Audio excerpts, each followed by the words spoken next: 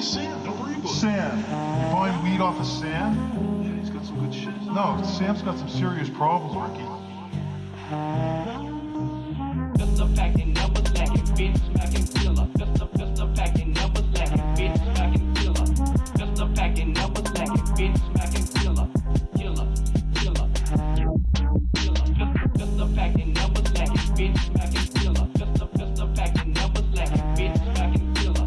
Just a pack and never slacking, bitch smacking killer. Just a pack and never slacking, bitch smacking killer.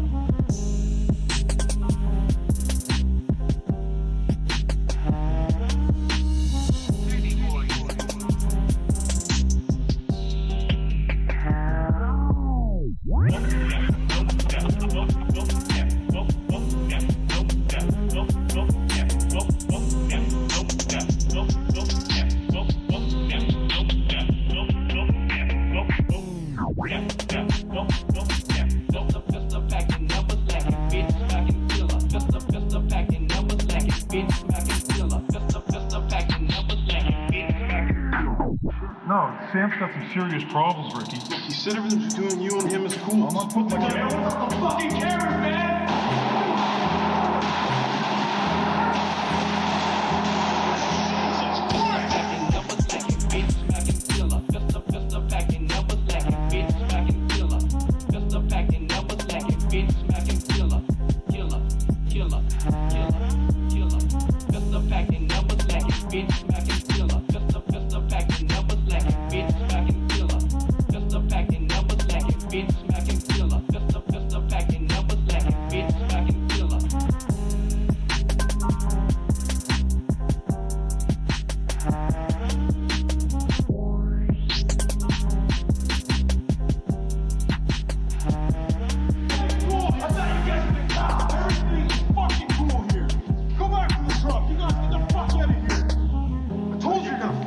Put your fucking gun away!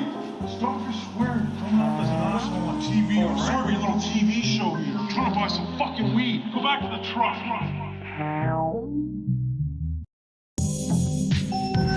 One time for my nigga Third. You know what I mean? Always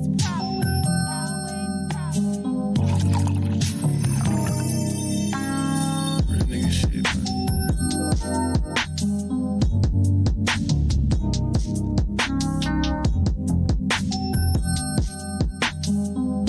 Break out some proper like this.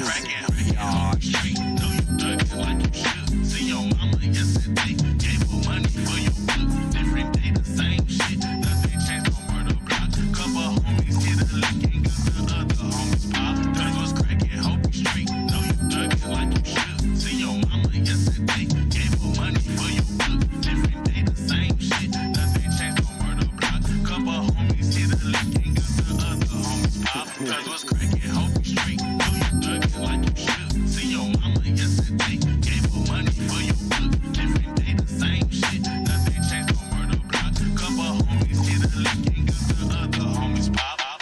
Real nigga shit, man.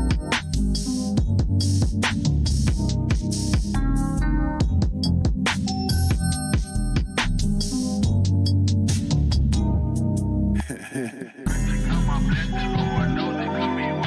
I got niggas in the beat and I got niggas in the dirt. Pray to God to keep my faith, cause right now I'm losing hope, so I'ma pray.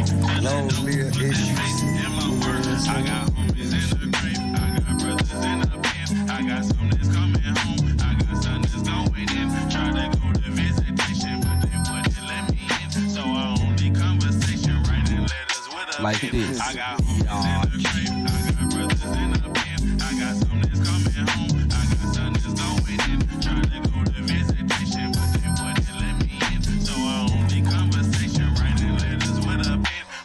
Real nigga shit, man.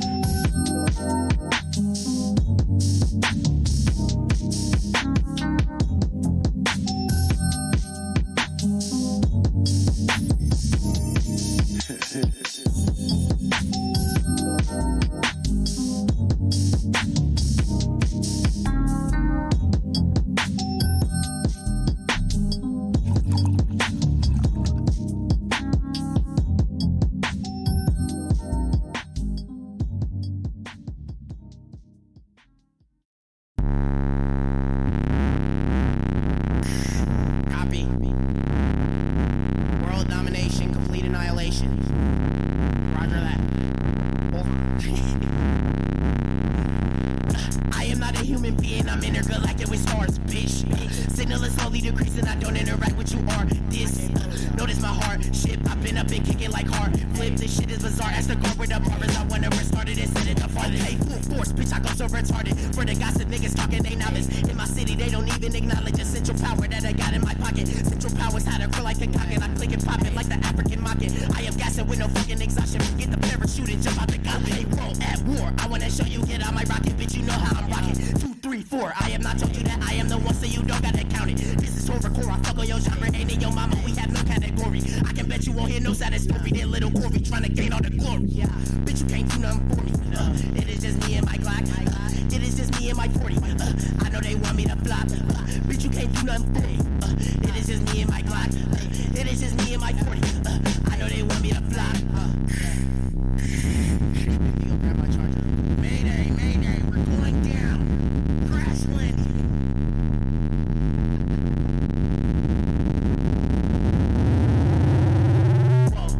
R15, nigga just shoot at your team. Whoa, AR-15, nigga just shoot with a beam. AR-15, nigga just shoot at your team. AR-15, nigga just shoot with a beam.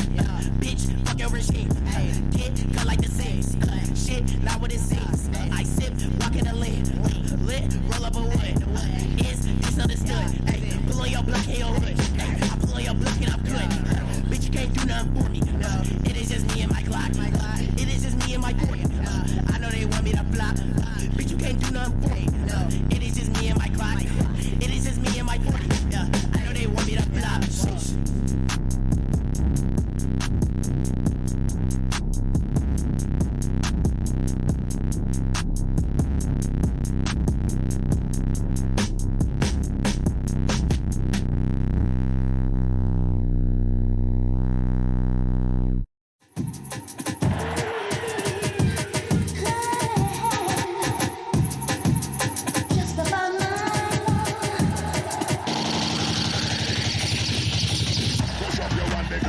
Stamina, na na na. Wave your one because you're full of stamina, na na na. Jump around because you have the stamina, na na na. Jump around, jump it up again, you hear? Jump around because you have the stamina. Kick out your foot because you have the stamina.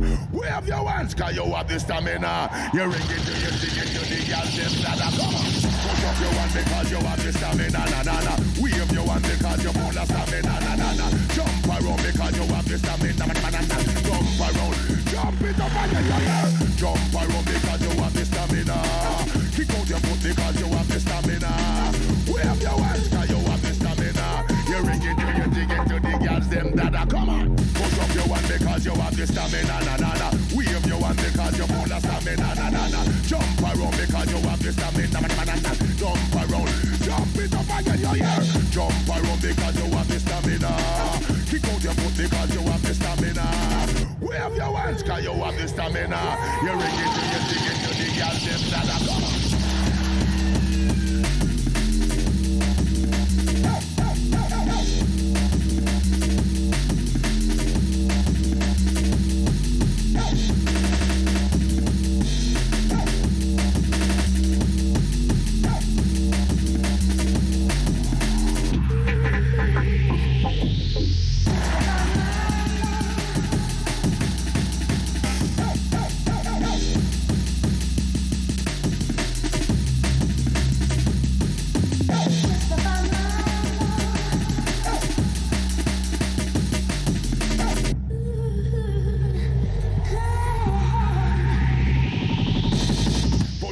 because you have the stamina, na na na. Wave your hand because you're full of stamina, na na na. Jump around because you have the stamina, na na na na. Jump around, jump it up again, you hear? Jump around because you have the stamina. Kick out your foot because you have the stamina. Wave your hands because you have the stamina.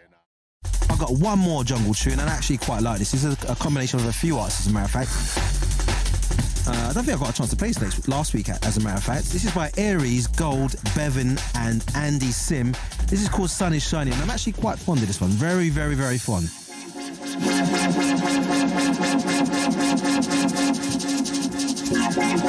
Bailey, bringing you the 360 of drum and bass. Drum and bass. Drum and bass. Drum and bass.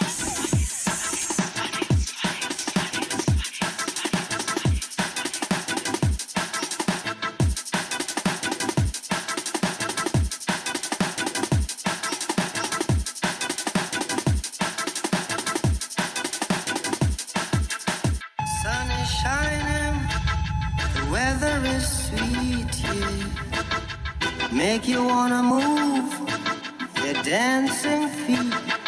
This is the Wales exclusive. The weather is sweet.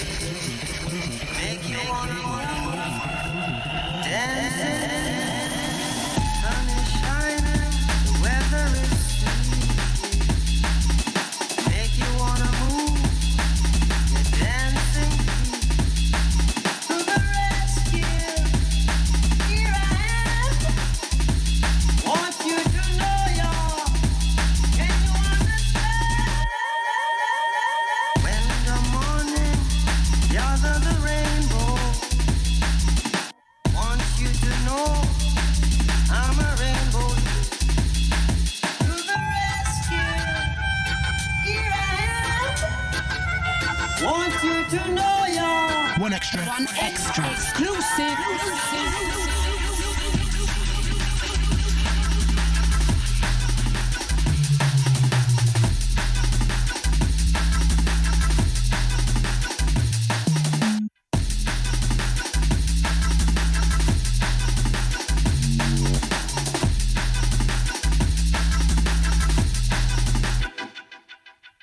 Sun is shining, the weather is sweet. Make you wanna move your dancing feet. To the rescue, here I am. Want you to know y'all. Can you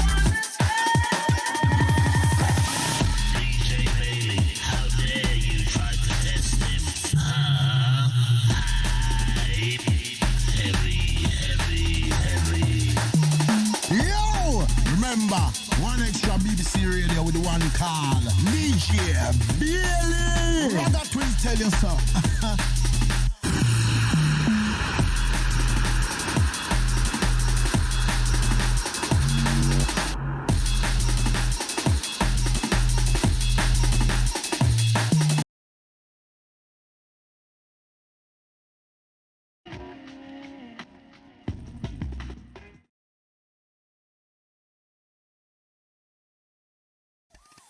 Welcome to ThugCrowd Radio. Please listen to this important disclaimer in its entirety. All participants of this ThugCrowd Radio episode are characters. None of the stories told during these episodes are based on facts, truth, or reality. All works of fiction displayed during this episode that resemble real-life situations are coincidental and are not meant to serve as guides or tutorials to commit any crimes in any country. Please consult an attorney for local laws and regulations. And as always, trust your inner criminal. Record play and get your head knocking.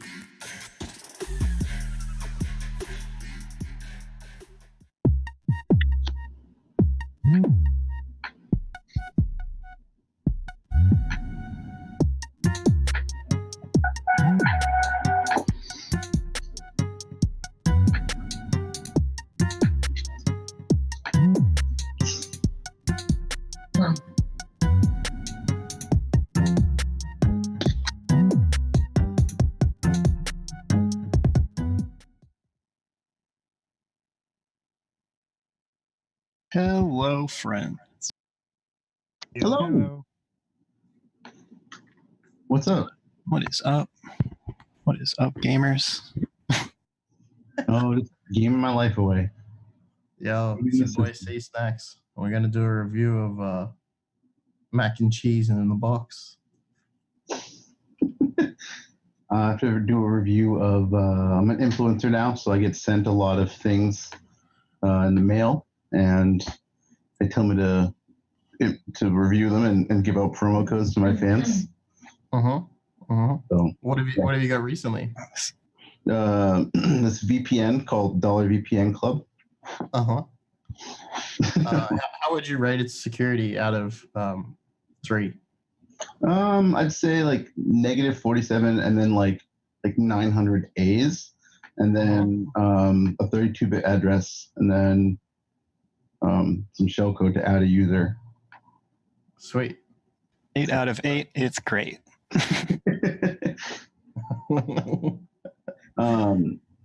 So yeah, what's up, everybody? How's everybody been? We have a lot of people on tonight. This is a pretty cool show. We last year did mental health for hackers.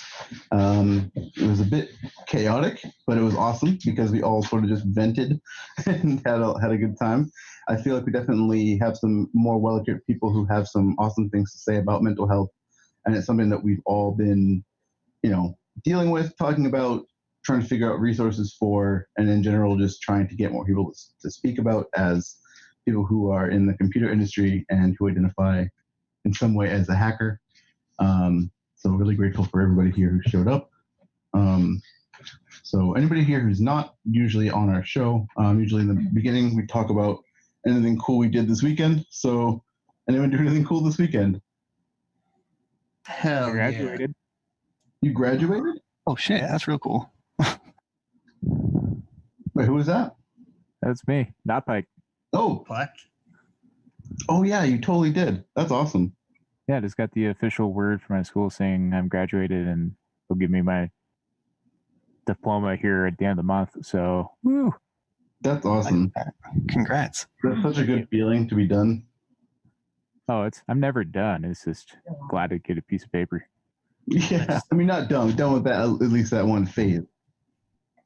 Yeah. And now you can be like the rest of us and pay off your loan for the next 75 years. Yeah, this should be fun, though. I don't know. It took me 13 years to get this far, so yay. I think the DOE uses struts, if anybody's curious.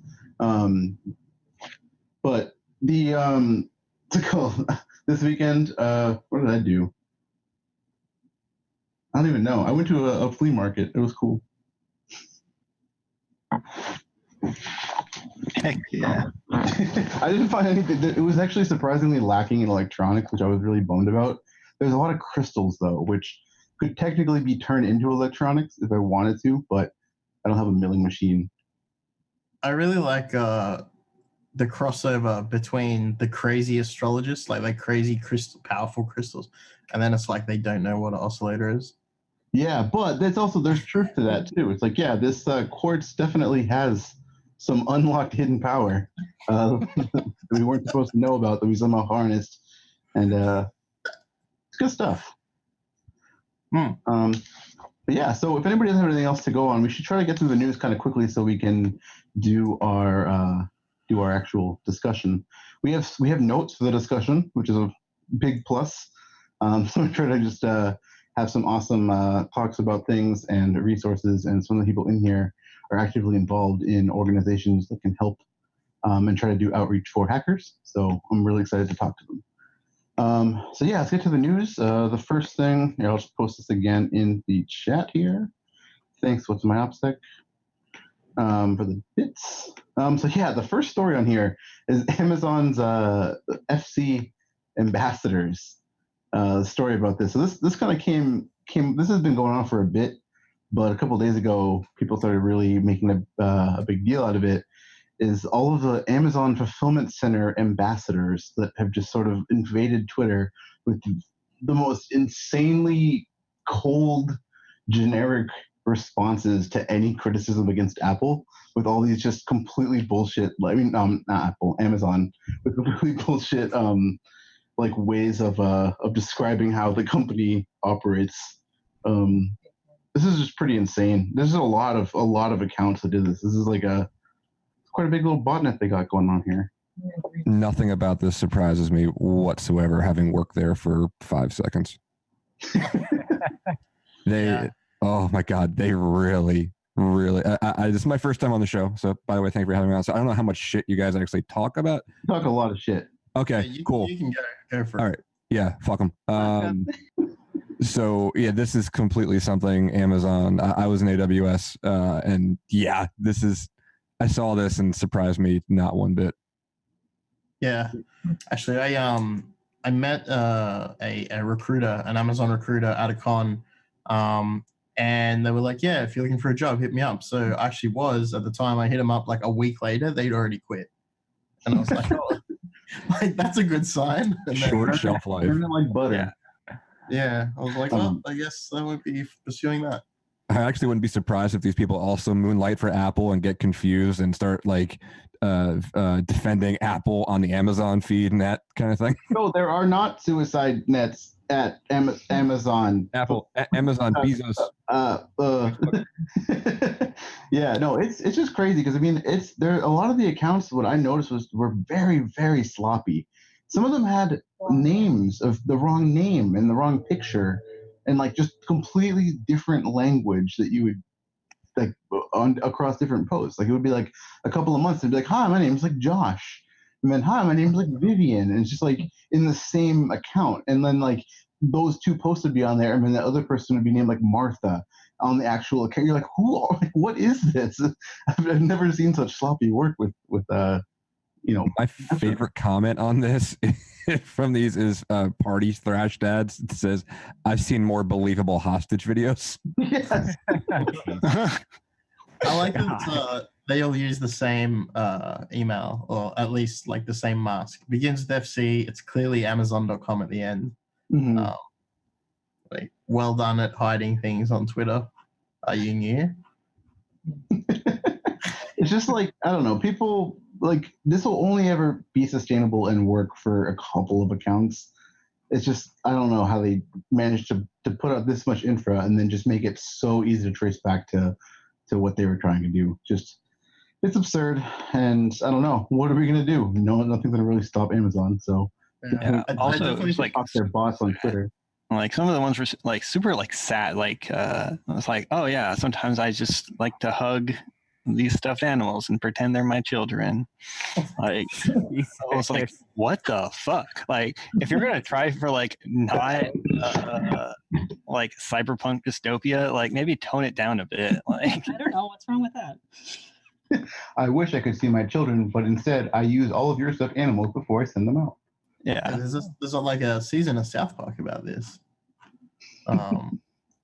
It's literally the thing. Yeah, but I think, yeah, no matter what happens with all this crazy stuff and Amazon, like clearly being fucking weird or whatever, people are always going to be like, I want to go work at Amazon, and then they're going to do it anyway. So I don't know how much impact this is going to have either way, really. Yeah, who knows? I feel like once you get this big, there's entire sectors of people in education right now that their dream is to go into Amazon. So who knows? And it's also the Walmart effect where it becomes a source of a lot of jobs. So a lot of people will go there, and that's just the only option they're going to really have. And whether or not they want to sit there and astroturf Amazon on Twitter, it's still a lot of people's only choice, which is really unfortunate.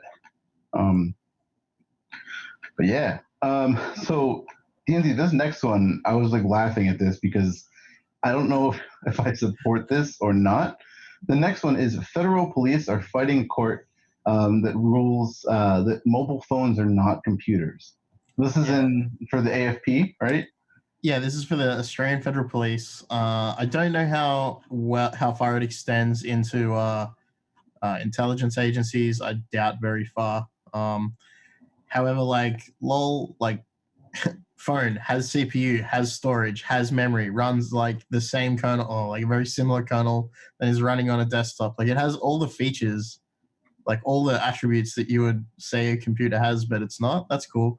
And then yeah, so it means that like all the laws that apply to like, you know, handing over data that's on encrypted disks, because like you can be jailed for up to 2 years if you don't hand over the crypto keys to devices that have been proven to have evidence on them. So like if you're surveilled and I can't remember the exact details, but it's like if you're surveilled and it's shown that that disk contains evidence on a crime and then you willingly hide it, you can be jailed or whatever. And I can't remember how long that continues for. But I guess that just means that like phones no longer fall under that category of computer. So I don't know what they're going to do. It's pretty weird. Yeah, does that mean that I could like hide my keys on like on an Android emulator? Like, yeah, well, you know, like, oh man, there's just so many things that if you were on probation and you weren't allowed to touch a computer, or like you weren't allowed to use like a desktop or whatever, do you just use a phone? Like, is that okay? Can you VNC into a computer from a phone? SSH somewhere? Like, I don't know. Which is weird because the phones now are probably more powerful than most of the computers like the judges have on their desks at home. Yeah, right. But yeah, telecoms in Australia, it's a weird place. It came on there. That was me for a second, sorry. Hey, so quick thing. Ben, I just clicked your link in the chat and I'm on Linux on Zoom. And somehow, I don't know why this happened, but it defaulted to opening up the Wine browser for some reason. And it was in a loop where it opened up like 200 of them. You fell for the classic blunder. I had to do. I didn't do it. I swear, it wasn't intentional. I had to leave the meeting, and I was like, "Shit! I have to quickly make DNZ the host, and then because I'm the host of the meeting, and then try to kill the Zoom process, which didn't kill the Wine browser process.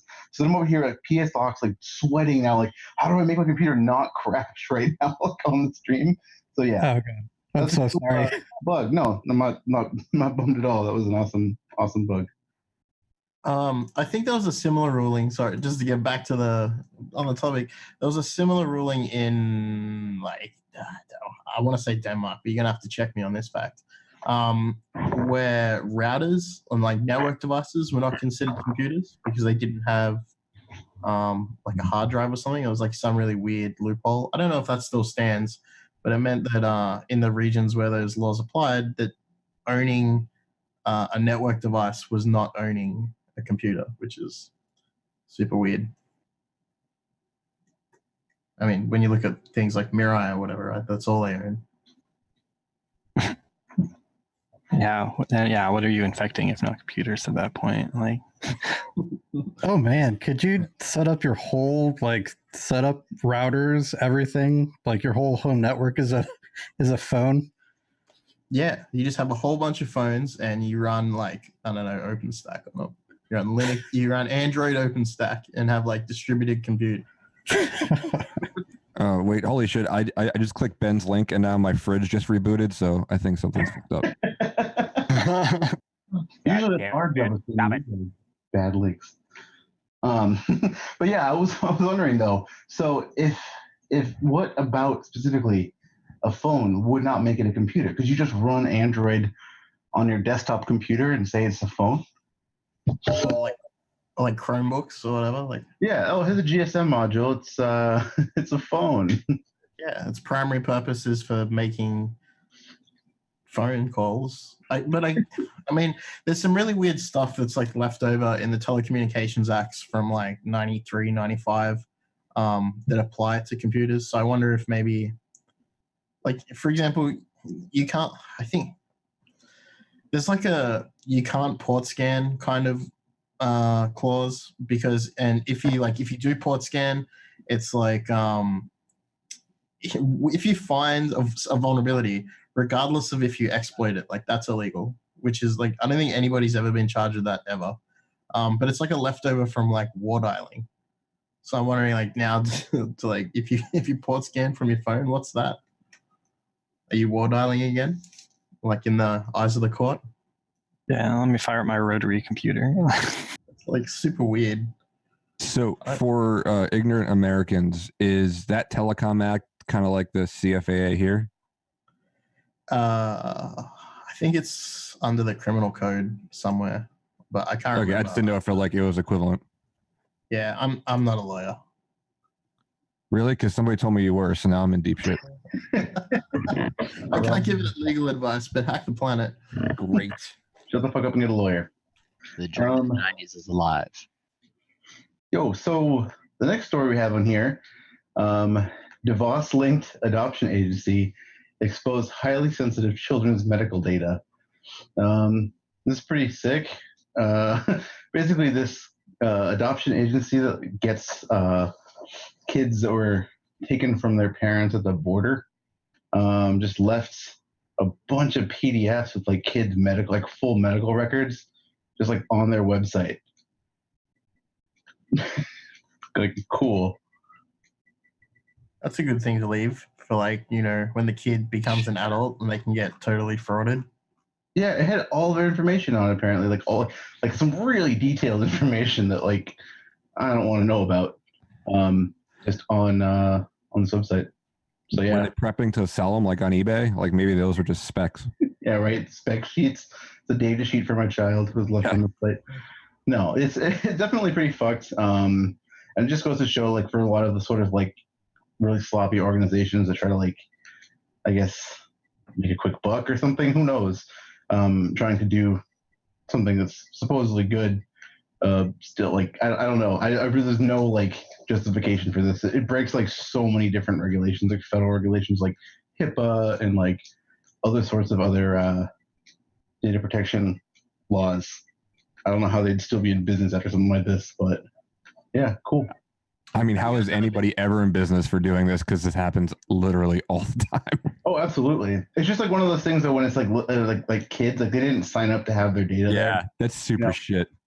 Yeah, like there's already people that are in like a stressful like environment and situation. Like if you're like a refugee child, that's like, I don't know, it's like way more fucked up than like, oh, my adult friend finder or you you can't consent to like your data being put anywhere. So yeah.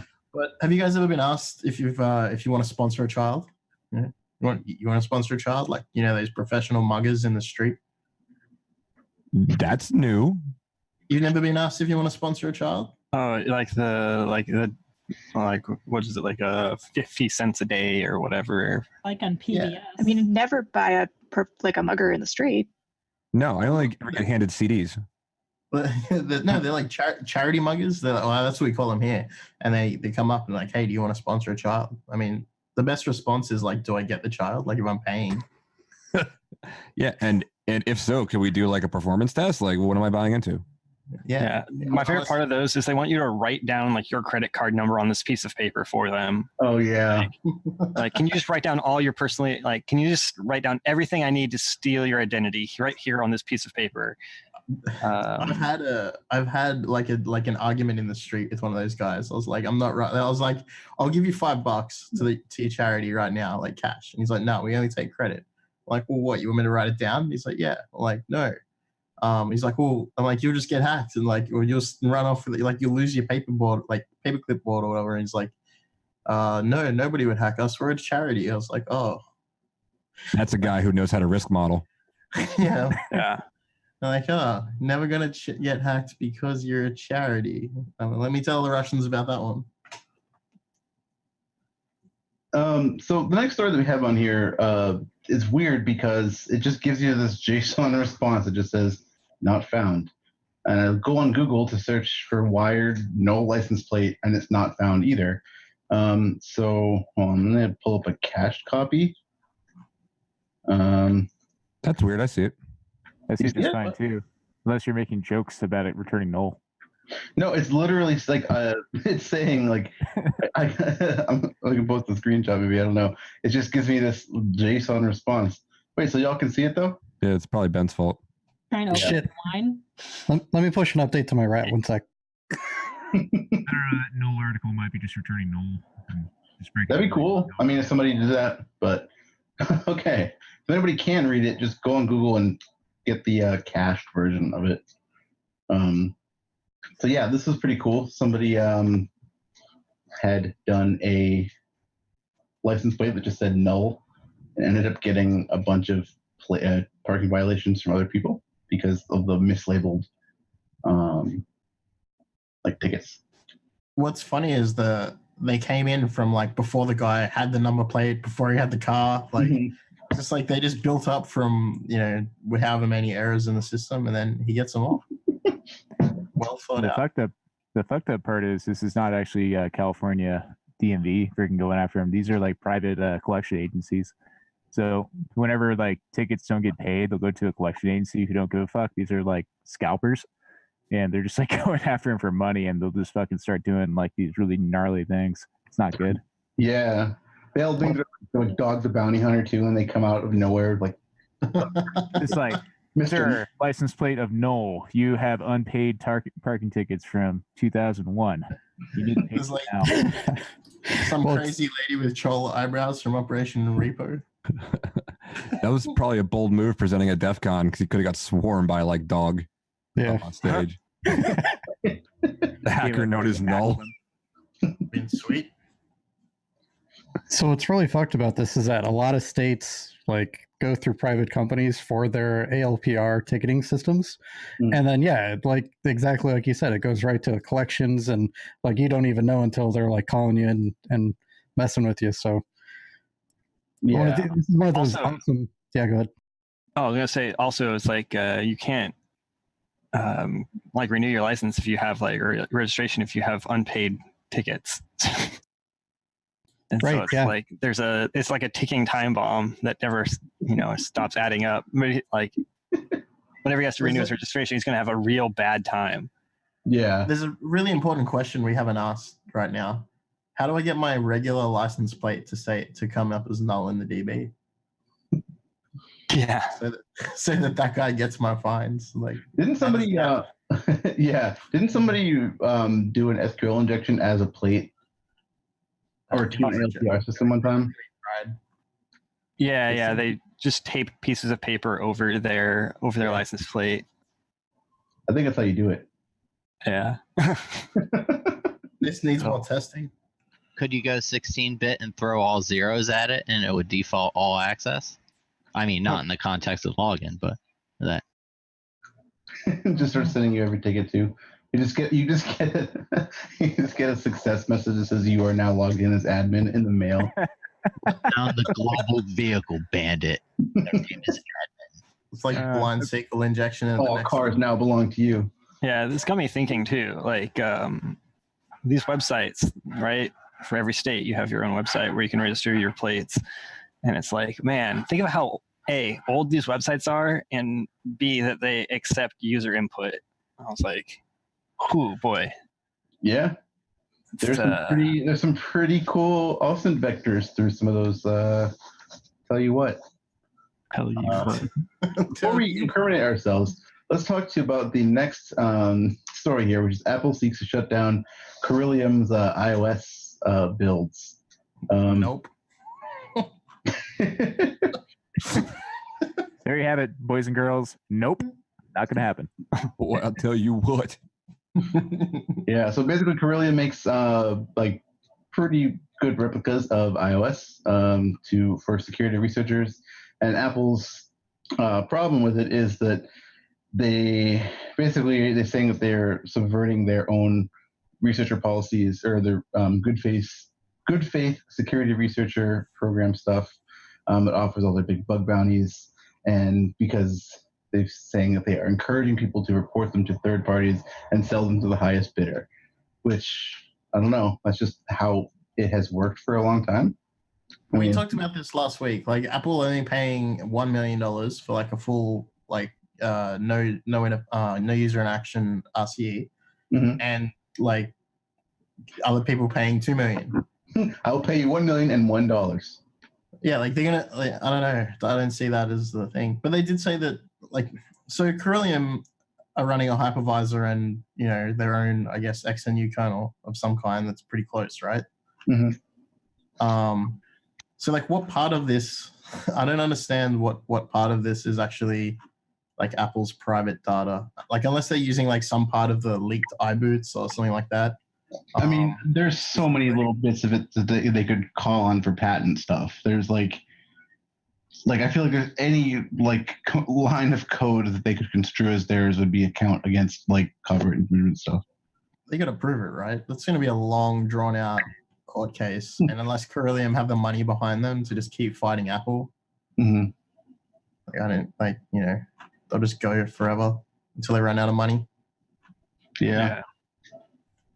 Definitely interesting though to see what will end up happening with that, because I feel like they're not going to be able to shut it down, but they might find some bizarre loophole that does, and then who knows? There's just going to be some other place that just operates in some non-extradition country that just starts banging them out too. Yeah. So Apple's current virtualization of iOS, like only, and macOS as well, is like only on Apple hardware.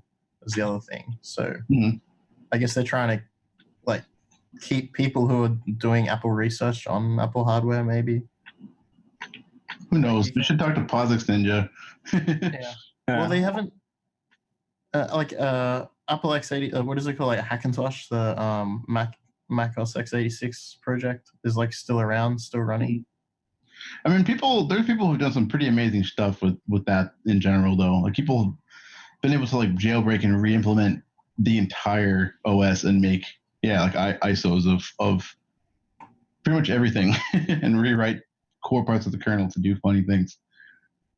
Yeah. Also, I saw on Twitter some like developers are talking about how like nice like Curlium makes it for like building out and testing apps and like something just a service that Apple doesn't provide, right? Yeah, like absolutely. And it's like it's shitty that you're going after someone for providing a service to your developers, like people developing for your OS. Yeah. That, like, you don't provide. Like if you're going to like sue someone for providing a service like that, at least provide that service. You know what I mean? Yeah. Like, but yeah, they were saying how fucking hard it is to find anything else that compares with that.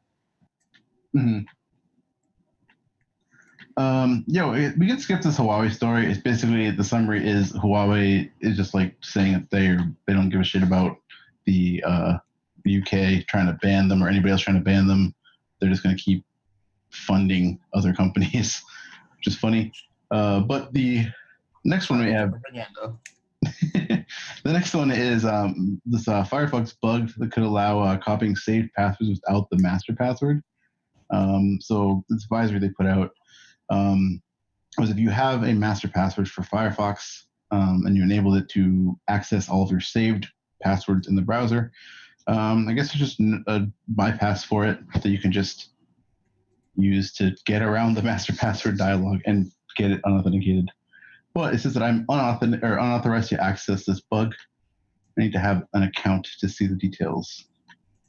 On the Bugzilla? Yeah. Lame. But yeah, update your Firefox because who knows? Apparently, you have to have local access to the machine to do it. It doesn't seem like it's a remote thing. Well, Chrome has that mode where you put it in developer mode with the flag, and then you can just dump like every saved cookie in JSON format. Anyway, so. Yeah, but I mean, if you're trusting Firefox similar to the way you trust a password manager in that context, then yeah, that's a pretty bad bug. Yeah, I guess that's the lesson. Firefox is not a password manager. Well, I mean, they try to market themselves like that sort of all-in-one web experience. I mean, a lot of people do, and people definitely buy the hype. But yeah. Get a proper password manager or get a bunch of sticky notes. Do what you gotta do. The next one here I thought was really cool. This was confidential company documents exposed in public sandboxes. So this is a report that somebody had done on, I think, should have been VirusTotal, other websites where you upload, random files to check them. And in monitoring these, they were checking for like PDFs and documents and stuff. And they ended up finding like a ton of benign stuff because if people are uploading things in mass from email or whatever, and trying to check whether or not they are, ransomware loaders or whatever, they ended up just finding a bunch of like government documents and like company documents on these sandboxes here. Which, of course, I wouldn't have thought of that, but that's really funny. Yeah, I mean, on like VTI, right? You can just look up like the word confidential, right? Because you have all the YAR rules and whatever. But if you just have like having confidential and like VirusTotal, if you have intelligence or whatever, boy, like there's everything you ever want, or password or any of that stuff. Like there's so much. I mean, and VirusTotal, like right, they just put it behind this large paywall. But like a lot of these other sites that are more friendly to researchers, like don't. And that's the trade-off though, right? Like is that you sit there exposing a lot of people's information. Also like for like link caching and whatnot, a lot of these have super personally identifiable information like plaintext emails and tokens and all this kind of stuff that since they all come from the same place, all the same URLs, like I know I've seen some like movie theaters and like all this kind of stuff that sends out promotional emails, but or receipts even, like you can find receipts, and the receipts contain, personally identifiable information, of course. Hmm. And so there's like a lot of stuff like that. Anything that comes from an email, has that unique URL in it. And it's, their bars no off because they think by the nature of you getting it in your email, you're the person obviously that it was meant for. So there's a lot of really, really bad stuff there. What about is there a magic vendor box that like people put in networks to just ship their email off to VT and then just be like, oh yeah, this PDF that was confidential doesn't contain a dropper or anything? Yeah, there's just so much of it that right. It's once again, it's just why do anything? Like just ship everything else out. Just ship everything out.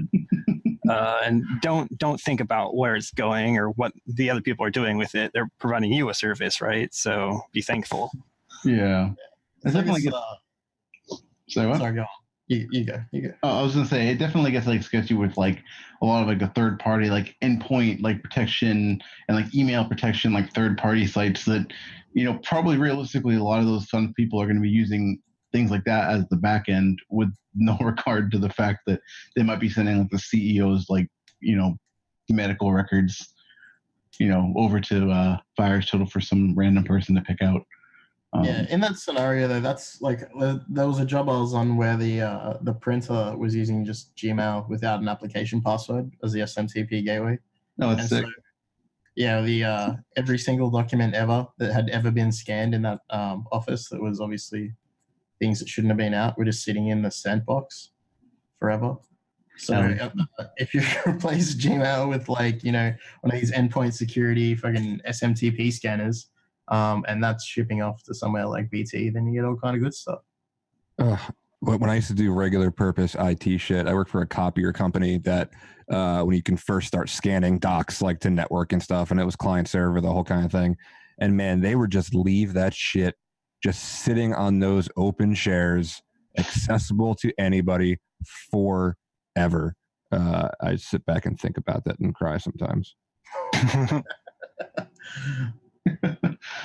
Maybe I should have looked at it closer. No, that would be bad. Maybe I should have looked at no, that'd be bad. Plain text, unauthed, just, hey, here, have a share of everything.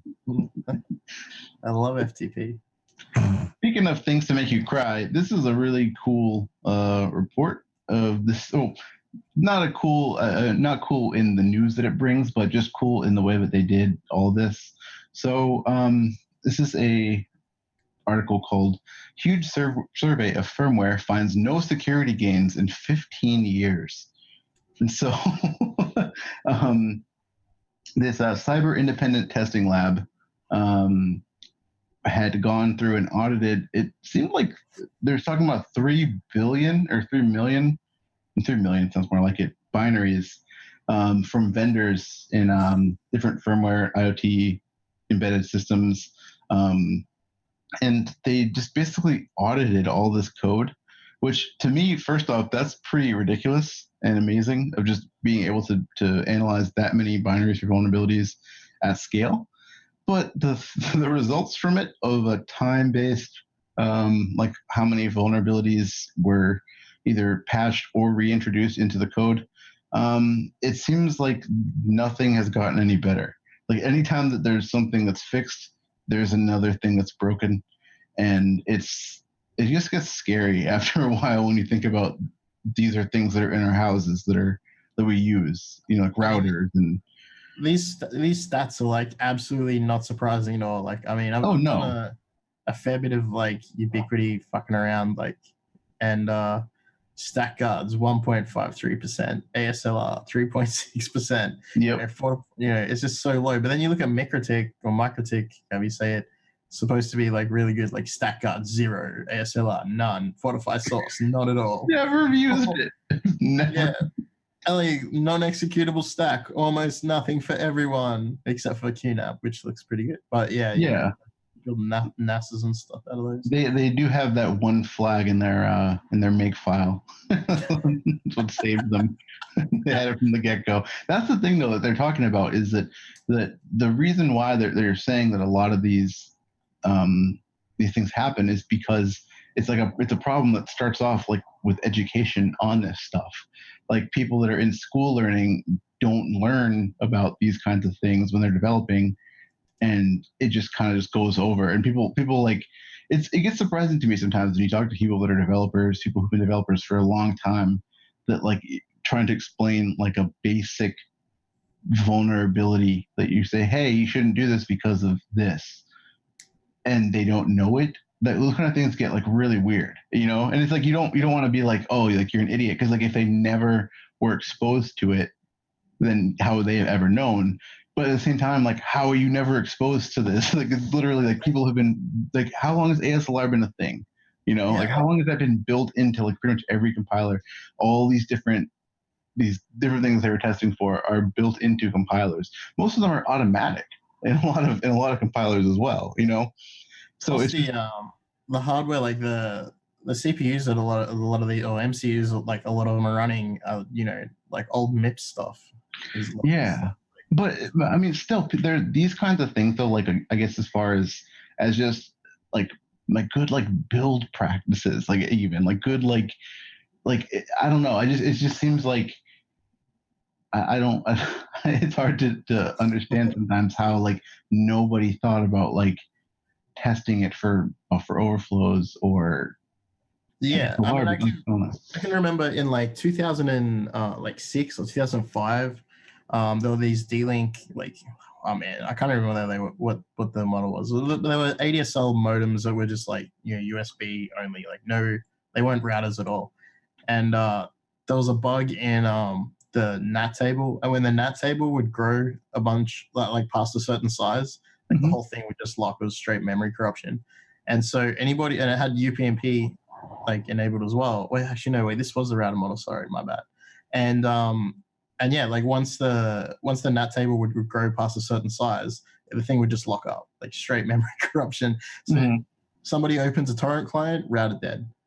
Like, and did nobody think like into that and go like, why would that happen? Like, no one gave a shit. Just like, oh, okay, just don't open a torrent client. That's it. That's advisory. Yeah, I don't know. It's not surprising, but one of the things I like about embedded Linux, about working with like research on those types of devices, is that it's like the 90s all over again. Yeah, like stuff that you like that is difficult on regular PCs now is like mad easy on a router. It's like stuff that's not even on the OSCP, like of how old some of the bugs are. It's like, I don't know. It definitely is an interesting thing, and I suggest, like, I think it was FemtoDuino who came on, and he had asked a bunch of questions about what sort of security measures do security people think that IoT should actually implement. And he had a thread somewhere. I'll have to find it and post it, but it was about, you know, it was people like offering suggestions about like different like classes of bugs that should just be like squashed, and like simple solutions for it, you know, for the most part. I mean, a lot of the stuff definitely is not something that is easy. If you have an old code base, it's like, you know, pushing like 10, 15 years and you're still developing on it. If you have your own custom kernel, if you have all these different things, it's definitely very difficult to refactor. And I wouldn't say that that's something that's an easy thing to do, or that they're stupid for not doing it if they're a small company too. But it's just one of those things where, like, I don't know, I just feel like there needs to be better like standards that can be followed by companies to just be able to have a framework or something to pull from where they can get best practices from, rather than just stitching together like 10 years worth of like Stack Exchange and Stack Overflow answers. Well, you can look at like the OpenWRT build chain anyway, and like you can look at that and you can get a lot of good hints from that. But if anybody did want to start looking, like if you got an old router that's hanging around and you're like, oh, that's something I should look at, follow some guides on finding JTAG, because you'll probably almost definitely find it. And then you can use a combination of OpenOCD and GDB multi-arch, and then start fuzzing your shit. Like, set a breakpoint and wait. Like, EIP will be 41. Like, yeah. That would be an awesome sticker. Set a breakpoint and wait. Yeah, it's literally that's it. That's all you got to do. Speaking of breakpoint shots, everybody's playing Flare on with us, or at least playing Flare on and just vaguely hitting each other. If anybody's playing Fire Eyes Flare on. So, the next thing here, is Ian here? Coldwater? I don't see him. What's up? Oh, cool name. Well, it is theoretically possible that another Coldwater might come online at some point, at which point my name makes no sense. So I'm going to be Gen 1, and if there's a Gen 2 at some point, you know why. That is cool. Okay. Nice. So, the next one here is about some flaws in Kubernetes. This is, I only briefly added or saw this after I added it right before I pushed out the show notes. But this is a ping flood and a reset flood on Kubernetes. To be real, they're flaws in Go, and I think everybody's blaming them on flaws in Kubernetes, but they're Go flaws that affect Kubernetes, as I understand. Okay, because I was looking at this, I'm like, ping flood. Like, this is like the thing that people who write like booter.bat and like are created on hack forums think DDoSing is, and like this is actually an implementation of it where you can just do this. Ping flooding on this would actually work. Yeah. I mean, to be real, Golang is a mess. It is a hot ass mess. Like, the only reason why we have not found them all yet is because people just haven't found them all yet, you know? Like, Pokemon. Yeah, that's interesting though. There was another Kubernetes advisory like earlier in the week that was like deleting all the stats from. I can't find the thread right now.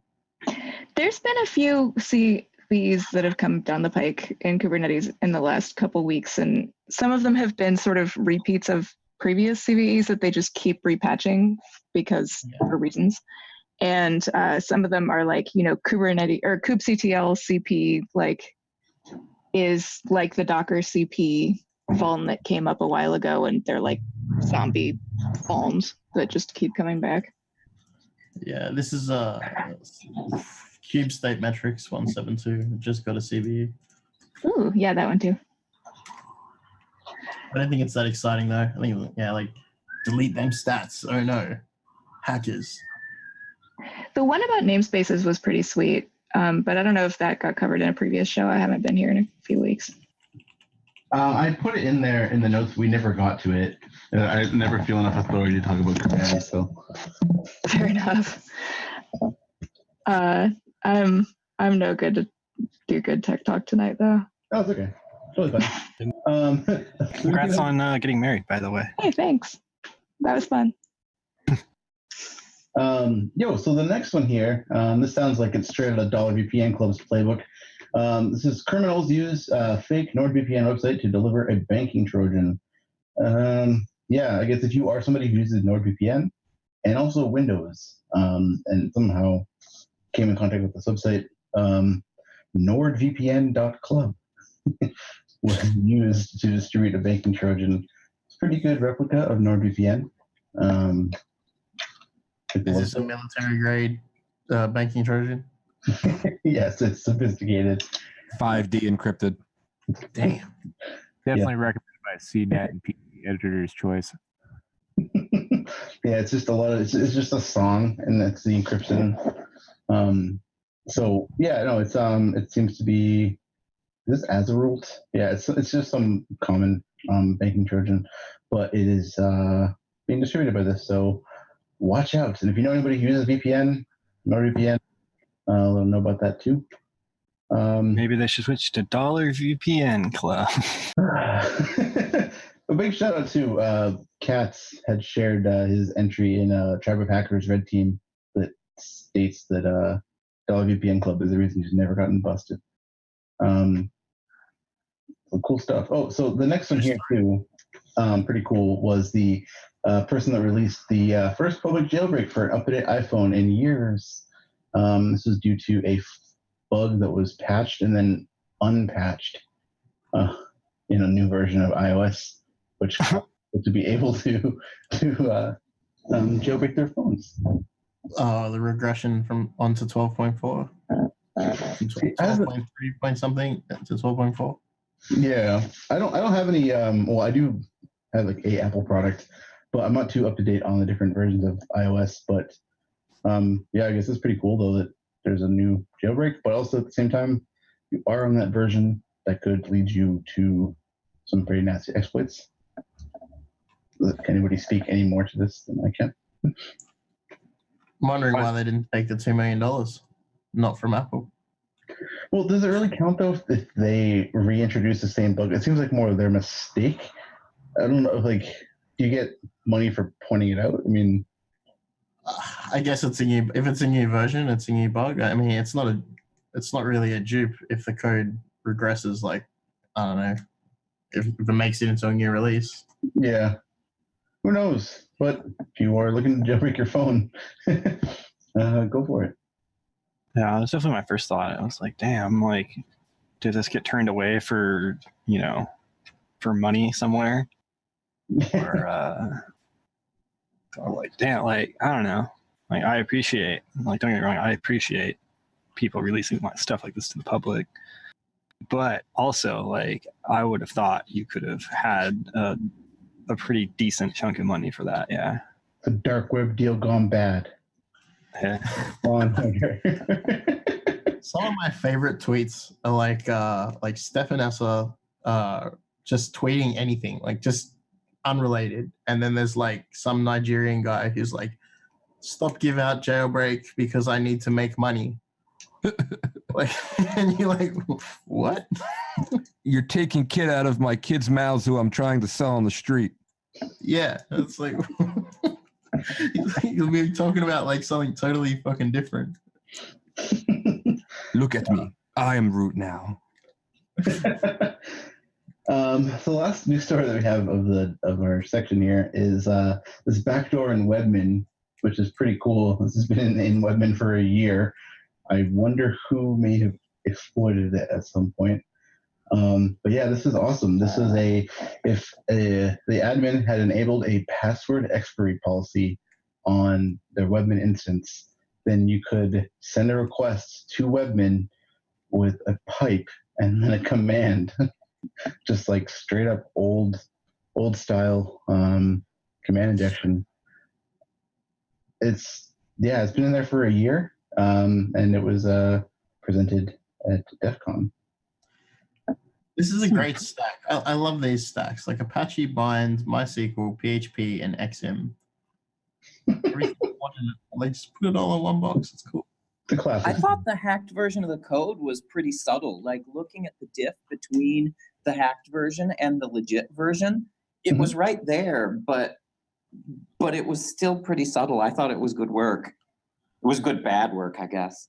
Yeah, no, because Webmin has said that this was compromised build infrastructure, so whoever did it definitely did a good job of injecting some of their own malicious code into their build process. Build infrastructure is really underrated in terms of how much fun stuff can be done with it. Yeah. And that is all I'm going to say about that. Because it's so dangerous. It has all the privs and everybody ignores it. Yep. Yeah, I think as well with like CI/CD chains, like the artifact that comes out is just like trusted. Like, yeah, pass the tests. Code that we controlled went in, and the thing that came out passed the tests. Good. Like, okay, that's all you need. Yeah, it gets real scary when you see Shodan or Google Dorks, and there's also been a bunch of Jenkins RCEs in general, but the amount of stuff that already just unauthenticated where you can change build pipelines, it's pretty scary. So yeah, if you have Jenkins or anything like this, please don't. Yeah, the Jenkins mailing list is pretty good. Like, every time there is like a plugin that has like a container escape or like a build, like some kind of command injection or whatever, like they do regularly put out advisories telling you to hurry up and patch. So if you're the guy that runs the Jenkins, you should probably subscribe to that. Like I always say, Jenkins is my favorite RCE platform. RCE as a service. Hey, so that was all we have for the news. We should definitely take a little break before we get into our main topic, which is mental health for hackers. So everyone here, I guess we'll take like 5-10 minutes or so to chill for a bit, and then we'll be back. Definitely tweet out our stream. And if you have any questions for the chat, definitely get them ready so that we can all have a nice chat. So, do you want to turn on the break music show? Yeah, I'll get it. One second here.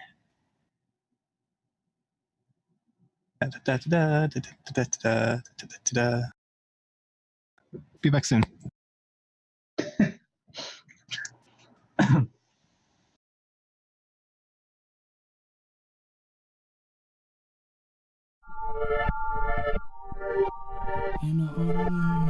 That shit sound great. Cause I want your number, I ain't ready. Fucking with you heavy, you can call me Benny. Sweet like Ben and Jerry's, I'm the opposite of many. And I'm ordinary, do you like a wild ride? I'll show you plenty. Cooler than the other side of motherfucking pillows. Used to call me weirdo to deny my limit, suit and tie. My vision stupid, I believe them to alive. My spirit now aligned with mission into life. For awakens ever thinking like a peasant. I got wings with feathers, investing myself with effort. Everything you see authentic, I wear never high potential, gentle, but my brain a weapon. Success is myself untethered, follow trends, I'll never ever. Cause I want your number, I ain't ready. Fucking with you heavy, call me Benny. I'm the opposite of many. I'm the opposite of many. Cause I want your number, I ain't ready. Fucking with you heavy, call me Benny. I'm the opposite of many. I'm the opposite of many. I don't do no ordinary.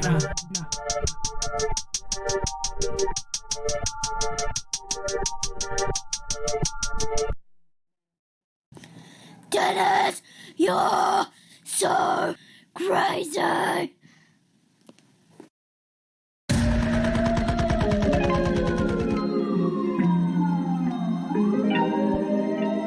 Posse. Say your prayer.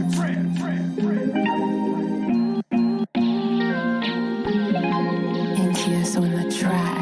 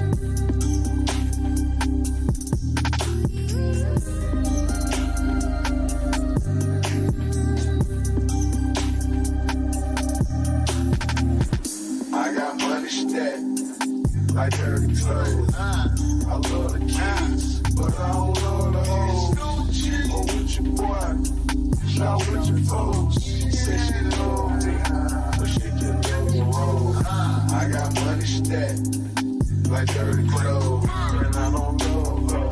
She love my dirty clothes, and if the game slow, walk on back to flip the nose, and I got bricks to blow, that's 64.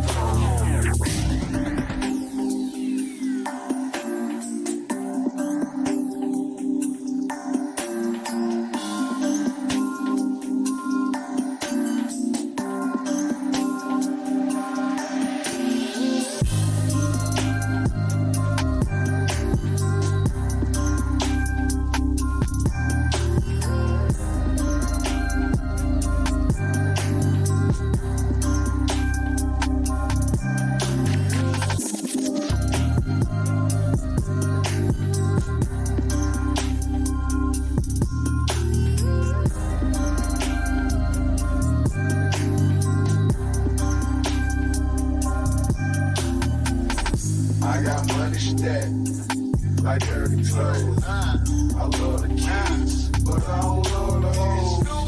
Or with your boy, not with your folks. Say she love me, but she just never roll. I got money stacked like dirty clothes, and I don't love her. She love my dirty clothes, and if the game slow, walk on back to flip the nose, and I got bricks to blow. That's 64. I got money stacked, money stacked, money stacked, money stacked.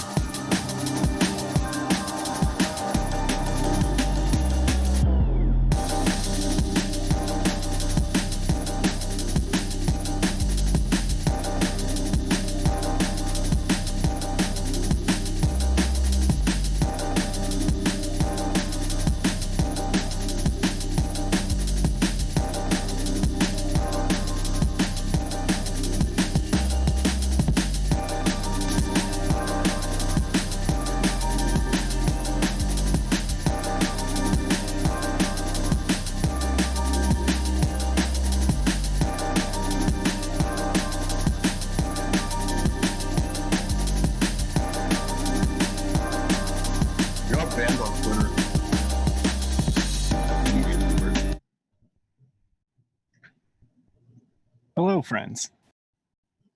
That's weird. That was an echo. Oh, we're back? We're back. Feedback loop. Hey. Hello, everybody. Hello. Someone in the chat, just make sure that we can hear us. Just type yes. Type in your social security number. Type yes and then your social security number. Okay, someone said no, so. There. I'm gonna put my password in there. There we go. 102. So we're back. So now we can begin our topic of mental health for hackers. So we're joined here by a lot of people. There's really awesome. A lot of people that aren't normally on the show. A lot of people with good resources and experience. And so we're really excited to have a conversation. So basically, we have a couple of topics that we kind of wanted to go over. And I guess we can just sort of like put some of them out there and then just sort of lamp on them for a bit. So I guess the reason why we did this show was because there are a lot of people that we know needed to sort of assess various aspects of their own well-being. And it's really important. It gets really important for people who are in our situation, in our positions where we do a lot of work that is very intricate and abstract, and we interact with people that, have different degrees of anonymity and just all sorts of other external factors that are not common amongst a lot of people in the general population. So it makes it really, really important for people who are hackers, programmers, developers, to really remember that when they approach these problems that they might have, and kind of give themselves a bit more credit, and also tailor things to work with their lifestyles better. So if you're somebody who works from home a lot, there's other challenges you have. If you're somebody who does stuff that's confidential or under a lot of NDAs, there's a lot of additional supports you might need for that. So yeah, I kind of wanted to just have everybody here who is, has comes from a bunch of different backgrounds, a bunch of different, neurodiverse backgrounds as well, to sort of just be able to discuss all these topics and talk about their experiences with them, as well as any sort of tools or resources they might have used or developed to help them. So with that, I guess we can jump right into the first one we have here, which is isolation. So does anybody here ever feel isolated? Yes. Yeah, man. And it's kind of weird too, because a lot of us, spend a lot of time at different cons and seeing a lot of people. Some of us travel for our jobs or blah, blah, blah. I mean, you could be around 8 billion people all of the time and still feel completely isolated because of just the shit that's going on in your head, or you're so hyper focused on that and it's not getting better. When in fact, like, you're around all these people and that might be the best time to go talk to people, but you don't want to, right? Mm-hmm. I've definitely been at cons like pre-therapy and pre-meds and stuff. And just like, I decided, well, everybody hates me and I'm awful and I'm going to go in my room and waste my entire weekend. Like, that's a thing. And that's your brain fucking with you. So yeah, I've had it. Yep. Yeah. I mean, I've worked from home, like the only person in my city in the role, like a bunch of times for multiple years. And sometimes, like, there'll be a security meetup that's a bunch of my like real life friends. They're like, come have beer. And I'll be like, yeah, maybe if I can be bothered. Then the time comes and I don't go, and I'm like, I'll go next month. And then I realize, like, I haven't seen anybody that I give a shit about in real life, like not on Slack or somewhere for like, a month. And that happens. Yeah. I noticed the same problem just after DEF CON Black Hat. There were a lot of people who were like, man, I wish I had left my room and gone and seen some people. And it's hard to tell whether that's a result of not being invited to go places, or if it's just like the environment just sucks all the energy out of you. Both are totally valid reasons to not go out, but yeah, if it's because you're not getting invited places, I think there is something that we can all do about that. Yeah. The worst part about that is that you'll isolate yourself because of that and not go out, and people will wonder where you are. And then later when you do the playback and like, you know, your own after action, you just feel worse because it happened again. I missed out again. And it's this continuous feeding cycle that just never gets better. Yeah, It's breaking like out feedback continually- loops is like a really important thing to like figure out how to do, and like figure like someone was talking about like what's called thought stopping, right? And it's just putting yourself in a mind state that like allows you to like actually stop thinking about like a specific thing. I think with like DEF CON and stuff as well, like one, Vegas just sucks the life out of anyone that goes there. Like hackers or not, like mental health or not, like Vegas will suck the life out of you. But when it comes to like events and parties, like if you think you're not invited, like it's more of a case of like nobody's really invited anywhere. Just go. And yeah, if you feel like that you're not invited, like it's not because anybody specifically didn't invite you. I think it's more of a case of if you're not welcome, someone will let you know. But otherwise, you should go and do everything you can, and try and just like keep that in mind that just because you didn't get the +I doesn't mean that you're not invited. And that's where the introversion aspect comes in. I think like I had to battle through that for a number of years, understanding that just because you're not invited somewhere doesn't mean that you can't just show up. Yeah, definitely. But it's always going to be trying to get over that wall of like, oh, then I have to talk to people, and are they going to hate me, and is this going to be just stressful for me? I mean, it's going to be stressful either way if you're going to harp on it internally later. Yeah, I think a thing that I've tried to tie back to it for myself and for others when I talk to them that are in similar situations to us is when you think about, say, not being invited places or not doing something, like not having that like initial cue that you would normally want to take for a normal, I guess, situation where you're, you know, initiated to invited to do something or take an action. Just think about all the times that you weren't invited to like log into something, or weren't invited to scan something, or weren't invited to break into something. I mean, those are things that people that are, I guess, I don't know. It seems like you're a bit more fearless when you're online, you know. And it's just like a similar tactic can be taken though, where if you say to yourself like, "Oh, I can do this, and let me explore this sort of aspect of things," rather than always being afraid of the consequences, because sometimes when you take those risks, it's again easier to do it when you're, you know, it's online. But taking those risks is something that is really important. That I definitely can see myself getting kind of like locked into like, oh, maybe I shouldn't do this, and then, you know, I don't do something when it was perfectly fine for me to do so, and I would have done the same thing like in any other situation if it wasn't a social thing. So yeah, I don't know. I try to just tie it back to like computers.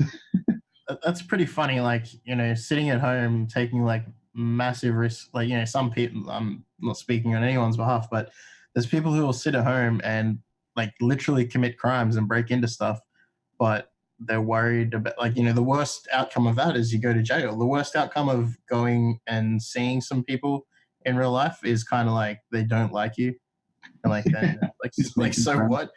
Maybe you don't like them. Like, does it really matter? Yeah, but when you have like a level head to think about it, though, it's definitely not that expensive of like emotional tax on you. But it's only when you have that hindsight to think about it, though. You're actually in the moment. You just get that wrap of the isolation. You're thinking about it. It's the echo chamber in your head. It's just such a hard process to break. Yeah.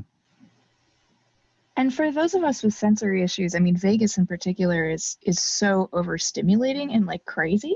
Like there's so many lights, there's so many noises, there's so many people around, and like I think that can create a certain level like mental stress load that isn't necessarily there if you're hanging out by yourself on the computer. Yeah. Just want to put that in there to shout out to the people who are like who really have a difficult time with that, as somebody who does have a difficult time with that. Yeah. That's definitely true. Thank you. Same here with the auroral and loud environments and lights completely wrecking what little social graces I might have. Yeah, so tying into this though, the next topic that we had on here, we can return to this too at any time, but the next thing that we had on here was about prioritization and work-life balance, which is like something that I know a lot of you, including myself in here, have an incredibly hard time with, and this ties into the isolation aspect too, where when you already are feeling isolated and you feel a bit detached from everything, and the only thing that you can really do, I guess, that would make you feel that sort of like serotonin boost of like feeling like you're productive or doing something or worth something, is to continue to work on projects or work on work things. And the isolation aspect it plays into it, because we all tend to isolate ourselves to do something that like you can't really like. There are situations where you can do things collaboratively, but the actual like units of work that you do tend to be alone in that still, because you're not going to be like on the same keyboard as somebody typing, it's not a CSI. But with the enhance, it definitely gets really tough though, because then once you get into the habit of being isolated and into the habit of not really going out, not really making any new friends, not really like talking to people in person or going outside, then it becomes the only thing that you know how to do is to work on stuff. And then it's something that I have struggled with more than like anything, is putting down work because of that and not being able to pull myself away. And I don't know if you have anybody here has any suggestions on what they've done to try to be able to break that like insane like laser hyper focus and actually like do like not only healthy things, but just like things that are required of you throughout the day. How do you remember to eat? Yeah, remembering how to eat, remembering how to drink water, take a shower, go to sleep, like basic stuff sometimes. And it's like, it seems so silly when you talk about it that people are like, just stop. But it's compounded with a bunch of other things. I've tried doing a bullet journal and they just don't take. Hold on. Someone's real quiet. That was Amanda. Sorry, hold on. Can you hear me any better? Yeah, there you go. Yeah. Project. Yes, I've tried doing like a bullet journal and they just don't seem to help. I don't know how people do it.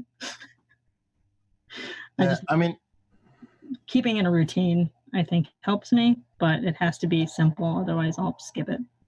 My thing is, and this works for a lot. This works for whether I have like technical projects I have to work on or like fucking anything. If I just start something, and sometimes it's hard just to start it, but like if I say I'm gonna do this for 10 minutes, like fuck it, let me just do it. I hate it, like this sucks. I'll end up doing it for 3 hours, right? Like I will then have turned off whatever the technical shit, the work shit that I have to do. And then so there's a really great book that before this whole thing is over that I want to plug because it really helped me. It's called The Power of Habit. I forget the dude that wrote it, but it's on Amazon. It's fantastic. It's worth every penny. And it's, you do that once and then like it sucks a little bit less the second time, third time. And all of a sudden you have this thing like, shit, I have to go do dishes. And now, I got to clean this thing. And all of a sudden, like you're productive, you've gotten things done. And it's not the technical shit, and it's building those habits. So if I could only recommend one book to anybody that hears this, it's The Power of Habit. Oh yeah. You can look at like getting things done as well, where like as part of your task list, do the dishes, put that in there, drink some one thing might be analyze this binary and then also do the dishes. And as you work through, it's like, all right, prioritization of things I have to do. Analyze this binary is going to take me like 2 hours, and do the dishes is going to take me 10 minutes. So I'm going to go do that. I'm going to break role as the usual ray of sunshine in here and be like, I hate GTD as a system for the same reason, actually, that I have not fallen in love with bullet journaling, because as an ADHD person, I am inclined toward hyperfocus, and I will happily hyperfocus all day long on creating a system for myself to not hyperfocus anymore. Yep. And at the end of that day, I will have a system and nothing will have gotten done. Well, and like if I don't have enough time to hyper focus in a day, I go funny. There's a balance that's needed there. Yeah. I found what's really helped me when I have trouble organizing my thoughts. For me, really, I get really scatterbrained and I'll think, I have 10 items I need to do right now, but I know next week I'm going to want to do all this. And I know where I want to be in 6 months. So for me, I get really stressed out just trying to think of all the things that I'm trying to balance and get done because there's so much to do and there's so little time. Like you're only alive and working for so long and you want to do it all. I found for me like an agile system, like I use a lot of sticky notes and I've got like a dedicated whiteboard. I put all of my stuff on this grid whiteboard system that helps me keep track of what needs to be done and when I need to prioritize things. I know how it works for me really easily, but other people, they do prefer things like Trello. Yeah, I think as well as like if you look at the amount of, like you're saying, there's a lot of things that need to be done. Like I can guarantee you that like my list of shit to hack is like so backlogged that I will never finish it in my lifetime. So yeah, for sure. Yeah, that's the same as my forensics backlog. It's like fucking 40 disks, and by the time I get to the halfway through, I'm like, shit, what happened with this machine? Yeah. Why did I do it? So like you have to remember that like no matter how much you hyper focus on something, like the job is never done. There's always more to do. So you can walk away for like just a minute. Like remember to walk away for just a minute because wherever you're at, you're gonna come back and yeah, you might finish this task, but there's so many more tasks after that it's an unimaginable amount. And that'll happen for the rest of your life. I just dropped a link in chat about that's called the Pomodoro technique. And it's I use set a that. timer. Yeah. Set a timer for like 30 minutes. And then at the end of the 30 minutes, you have 5 minutes, you get up, you walk around, stretch, you maybe like do the dishes, whatever, and then go back and set it again. That's been remarkably effective for me. Like I had a good productivity, like 2 or 3 months doing that. And like there's an app that you can get if you're on Mac or whatever. And I'm sure there's other ones for other systems. Yeah. Yeah, It's nice to have that built in. Yeah. It's nice to have that built in, right? Like reminder, because like you're not going to remind yourself. Like obviously, like everyone tends like towards that sort of hyper focus thing. And like, it is unfortunate to, maybe like feel like you don't getting in the flow of something or whatever. But it is important. And also it's the same thing as like how many times like, at least I know I've been coding something and I've just haven't been able to figure it out. And then I take a break and I come back to it and it's like, it's clear as day, but you just get so like stuck in like one mode of thinking and like trying to look at something one way that you get tunnel visioned, and that 5 minutes away might help like break that sort of cycle too. So not for everyone, but it's something that I would recommend a lot of people try. I get a similar while playing video games, but it also applies well to technical. I just try to like acknowledge it instead of like bounce my head against the wall for hours. I mean, that's one of the reasons I actually vape. Like, I used to smoke, but like not anymore. But this for the same reason was that you like go outside. Like I never smoked in the house. It's like you go outside to do that. Like I never smoked when I was at home either. It was always at work. Yeah, it's like walk away and then come back. So it's a really reason to do it. I have a point to bring up that Hermit actually brought up. It's really important to this too, is the problem of taking yourself seriously and taking your priorities seriously, because we all have the ability to hyper-focus literally forever. But when you have things to do, like let's say you have a time-sensitive thing that you have to do during the day, like say make a call to a doctor or pay a bill or things like that, right? How do you or how does anybody in here, I guess, deal with that ability to write something down, know you have to do it, and then also be able to pull yourself away enough to be able to just do it? Because most of the time, the things that people avoid, the things that I avoid, things that a lot of people I know avoid, are things that are really simple. Like I did something that I did a couple things that I had just been in my backlog of that were actually of critical importance, and I did a bunch of them today, and it took me 5 minutes, and I was like kind of mad at myself that I hadn't done these things when it took me 5 minutes to do. It had been in the back of my head, like weighing on me, making me feel guilty for not doing them too. So I don't know. I know it's a problem that people have. I don't know if anybody has any suggestions for that. There's an app called Due, D-U-E, on iOS. I don't know if they make it for Android, and I cannot vouch for its security in any way whatsoever, but it's a to-do list app that like its main feature is that it will bother you forever. So if you hit, no on it or clear or whatever, it will just keep bugging you until you actually clear it. And I found that remarkably helpful, weirdly enough. just like literally it will keep peeping at me until I get it to leave me alone. So that's something that Hermit and I were talking about the other day, was just printing out small pictures of related to things that we need to do and just putting them in front of our computer screens, like, or like right on top of them. So we remember, like, okay, I have to like pick up my prescriptions, or I have to take out the trash today, like a picture of a trash bag, just to like literally like visually remind us. Because I think one of the hardest things about the prioritization aspect is that everything comes in a notification now. So everything comes from the same source, whether it be like a critical like work alert or email, or like a stupid spam email, or like some app that you forgot about that like suddenly like wants to listen to your microphone. Like everything just comes from the same source, like either on your phone or your desktop notification. But I feel like there's so many of them, but sometimes you just like, if you have an app that's notifying you, you just clear it like every other thing. I was going to make a joke about developing a memento-based like mnemonic system where you use Polaroids for short-term memory and tattoos on your arm for long-term tasks. But then the moment passed and now it's back again. So there you go. You should do that. Yo, I'm with that.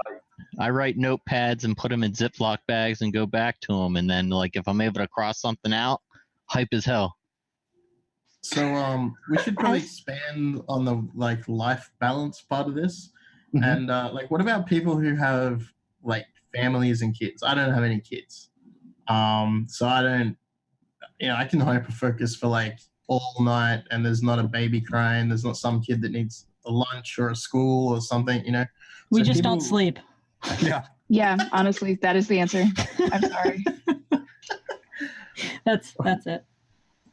We don't sleep, and then when they get big enough, they hyper focus themselves. Right. Yep. You sit there like Gosh, not I hope speaking so. all night, hyper focusing together. No, honestly, I'm not kidding at all. Yeah, I mean, at least for me. So my son's 4 by now, and he's getting pretty self-sufficient. Like he'll just go fuck off and do whatever he wants. But when he was younger, yeah, that's a real concern. But at least I know for me, it was kind of like that was one of my like true norths, right? Like, so if I don't get my shit together, God knows what I'm gonna like imprint onto him with my shit. So he actually made me try harder to do that. But yeah, it's you. We talked a little bit about like how you prioritize your time and stuff. That is the priority, I know, at least for me. So how do you prioritizing like the most priority, and then shutting off all your other shit while you pay attention to your family and spend that time with them, because that time goes by like that. So I've started to leave my phone at home on the weekends. Yeah. Which I used to lock mine in the cabinet. Extremely difficult, because it used to be just I was on it not all the time, but like just working 24/7. Because I mean, I have flexible hours, so I feel like I should be working all the time. But yeah, it was like, your kids are only young for so long. I mean, I have 3 and one's leaving the house next year. So yeah, I needed more time not in front of a screen. What about for people without kids? How often do you guys go and do stuff outside that doesn't involve computer?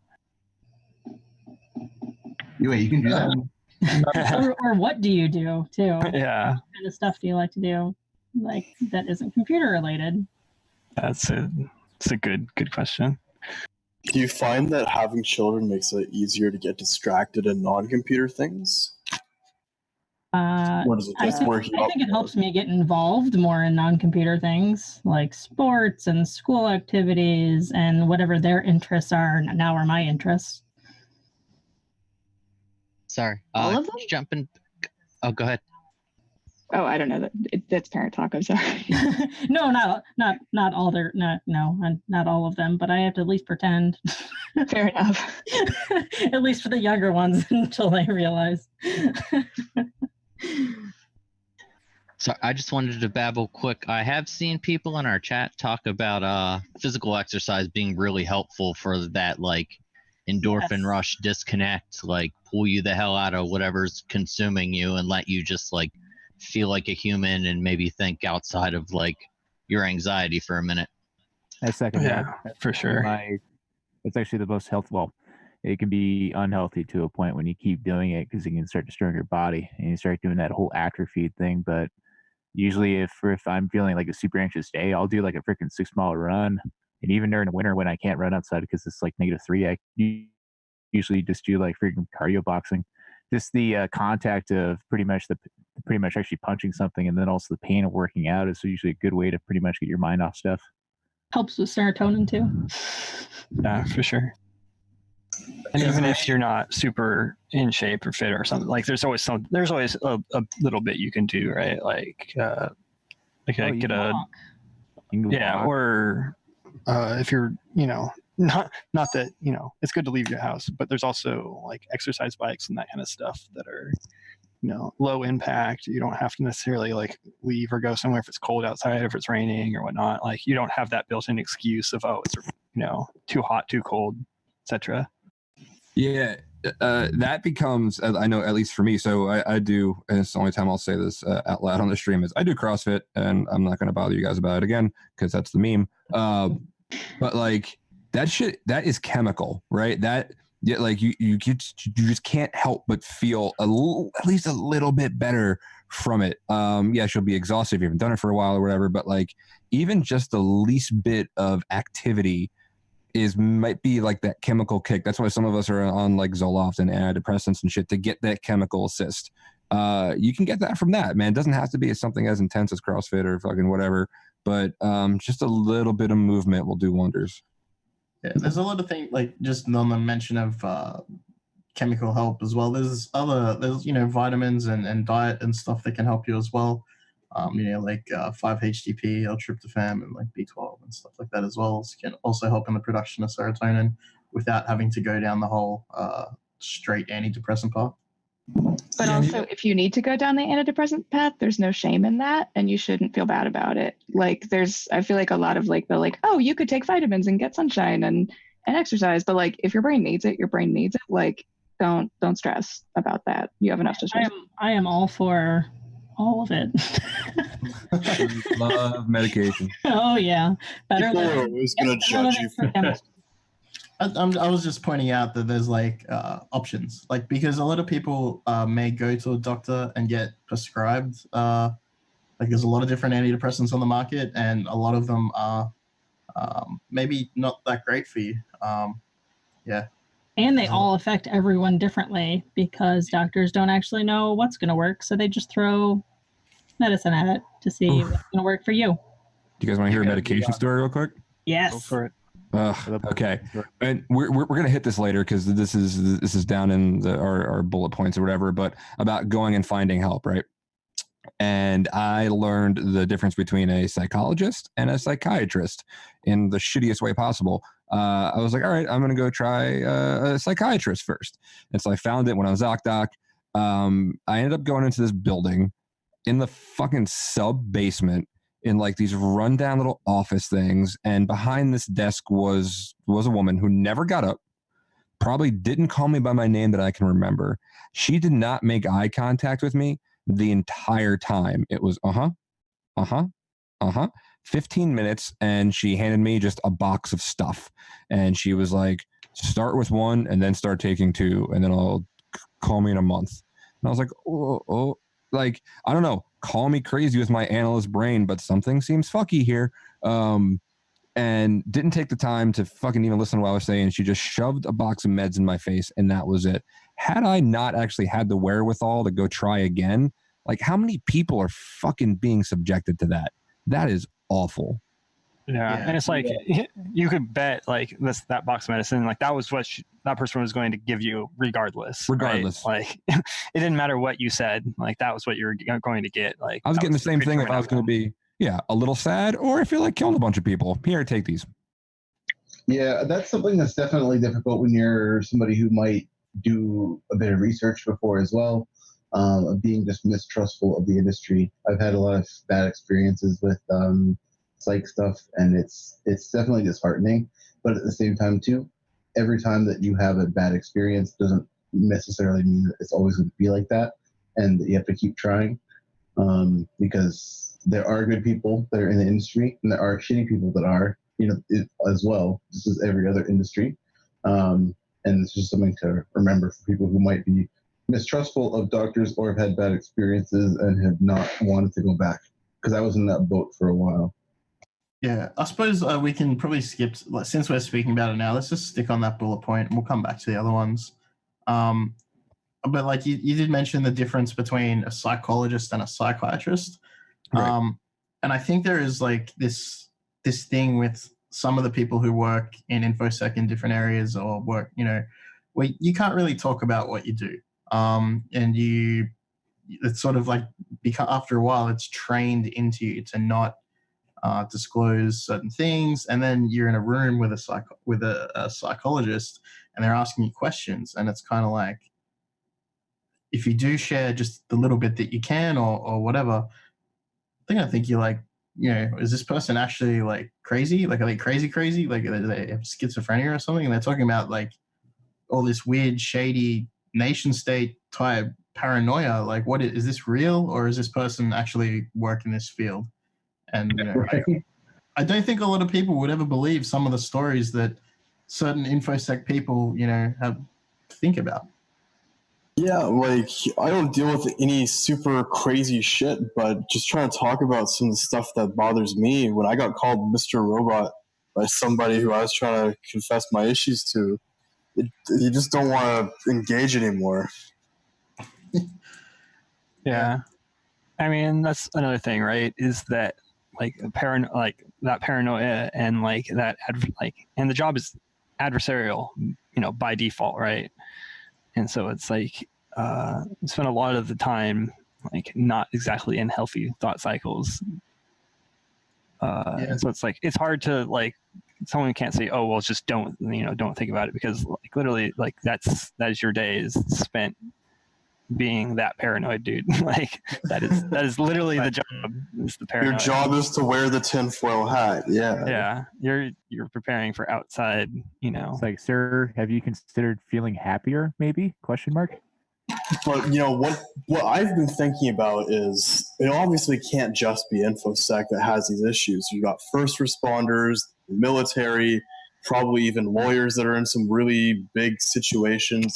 But how is it that there isn't a professional network that is actually, I mean, obviously there's like HIPAA and privacy regulations that prevent your healthcare practitioners from sharing information you disclose with them, but you'd want more confidence in that, like some kind of extra NDA or something, because you never know what's going to happen. Like I know I'd feel more comfortable explicitly laying down the rules like that, but you can't say anything, but you'd think there'd be some kind of network that's just used to dealing with those kinds of people that have such intense problems, that the sophistication around talking to them about it is. Well, there is. I mean, the poly community and the kink community have, like listings of like, poly friendly professionals or like kink friendly professionals. And like nobody, as far as I know, has made a like similar listing of like InfoSec friendly professionals, but like somebody could do that. If they wanted to, it would be a shit ton of work, and I wouldn't want to be the one to do it. But like, that could be a thing that people could make. I feel like I'm going to have to add that to my long-term vision now. As far as I'm aware, people who work in certain parts of e-crime, so outside of InfoSec, but still computer-based crime, specifically where they have to review CP cases, working for law enforcement and that kind of thing. My understanding is that those people, as part of their job, have mandatory counseling. So after looking at all the horrific evidence that they need to look at, there is a period of time that they must take off, and then they get evaluated and they're given that help for certain departments. But I guess that's a little bit outside of the InfoSec stuff. That's very specific to that sort of e-crime, and maybe that's something that could be adopted in InfoSec. I did have an anecdotal thing from someone who wanted to remain anonymous, where they had they were doing a job for mobile forensics for car fatalities, I believe, and they were basically reading the people's when they're on their phone during a car accident, like their last words, and stuff like that, and there was basically no support and they just straight quit that job because it's incredibly morbid and horrible. Like, you know, DFIR for people who are current, like, dying in the moment. And at the end of it, they weren't even able to actually ascertain the information that they were requested to retrieve either. So that's, you know, there's some pretty fringe, you know, that's still DFIR stuff, but that's, you know, crossing over into some pretty disgusting places that nobody really wants to see, but I guess someone has to do the job, right? It's rather unfortunate that it could just get dumped on one person like that. Yeah. I mean, yeah, that's, I feel like that's somewhere that you would need quite the amount of support to continue, you know, working. Similarly, apparently YouTube moderators, like, there's, or it's not just YouTube, but also Google and search engines, they've got entire teams of people who are exposed to all of the content that gets reported as abuse or whatever, and they just have to look at some of the most vile, gory, abusive shit, whether it's people being killed or animals being tortured or child abuse, whatever it is. These people just get seen all of this shit and they have to click good or bad. And it just fucks with them. Just having to consider, like, is this good or bad? Yeah, I don't obviously, obviously it's bad, but, you know, when you're considering it that much, you sort of go crazy a bit. Yeah, I don't think humans are meant to see any of, if, you know, great amounts of that kind of material at all. Like, I don't think anyone's going to come out of that situation unscathed. I mean, I know the little amounts of it that I've seen have left me traumatized. I couldn't imagine if my job was seeing it every fucking minute. Yeah, no one is immune to that. You can be conditioned for it, you can train for it, but it will bite you in the ass one of these days. It happened to me, so you're not invincible. So, well, not so cool. Speaking from experience, just wanted to put this little thing out there. Is this coming from a military background and also emergency response? A lot of those things that we were talking about are actually having people who actually understand what your backgrounds are and actually working to actually create, like, ways for you to cope with what's going on. A lot of those are actually they're not therapists; they're actually just counselors. So people like in my agency where I work, pretty much we have a group of volunteers. So if there's like a critical incident where someone dies or anything like that, it's kind of like you'll get a bunch of people who are just coming in who are trained counselors who pretty much do your job that you do, but they will actually just kind of help you pretty much actually cope what the fuck just happened. And I think that's probably a little more important than actually finding therapies because, like we said before, we don't trust therapists, but give grain of salt, I would trust a hacker before I trust a therapist again. So at least be a little easier to talk to. Yeah, and that's something that I want to call out. You know, speaking of like, you know, having it seem like InfoSec or hackers have a higher preponderance of this. It's just that, like, we start where we live, right? Like, we start talking amongst ourselves because we are who we trust. We wouldn't fucking trust civilians. Like, we trust each other, which is why Amanda, I desperately want to make sure that shout out gets for your initiative. Wait, what? I'm trying to sing your praises. God damn it! Sorry, I wasn't paying attention. Mental health hackers, tell us about it. Oh yeah, so we're coming up on our first year anniversary of just doing this, you know, just talking and doing peer support at conferences and in general. But now we have like this big giant vision because we're talking to big sponsors and stuff. Right. So consolidating all of this, which I think is awesome. But yeah, if you're going to talk to somebody, it's going to be other hackers. So, like, why not all get together and do it? Yeah, you're covered under your friend DAs when you're talking to friends about it anyways. You know, we've gotten some shit from people that think, oh, well, you know, I'm not a psychologist and I'm not a psychiatrist or whatever, so I shouldn't be talking to people about their issues. But, I mean, this helps us when you're talking to people that know your background and they know what you have to deal with and they know they are going through the same shit you're going through. And it's really nice to be able to talk to people that kind of know what's going on, whether they're a professional or not. That was also something that was really fundamental in the creation of 12-step programs, is there wasn't really anything before that. And doctors and people had no idea what to do. And then And then in the creation of the first 12-step program, people found that they got the best help from other people who were in the same situation. It's like AA meetings. Yep. Yep. So we only have about 15 minutes left. Do you want to continue talking about healthy coping skills and getting help and stuff like that? Or do you want to talk about the other thing we didn't talk about, which was imposter syndrome and like self-confidence and things like that? I would love to talk about that. You want to talk about that? Yeah. Okay. So yeah, I mean, I think that's something that like we people talk about a lot, and it's something that's very difficult to address in a way that seems productive, because with a lot of the issues that people have as far as like confidence, I mean, those are things that are additional issues that are outside of infosec or hacking or skills that you might have. And I think that like sometimes things get confused and people misinterpret the way that either they might need extra support or other people might misinterpret the way that they think that they can help. And so it's a really like murky thing, because sometimes people are like, oh, I feel like I have imposter syndrome, I'm not good enough, blah, blah, blah. And sometimes those people just might want to use that as a way to sort of gain opportunities. But then other people have legitimate issues where they can't really see the good things they do.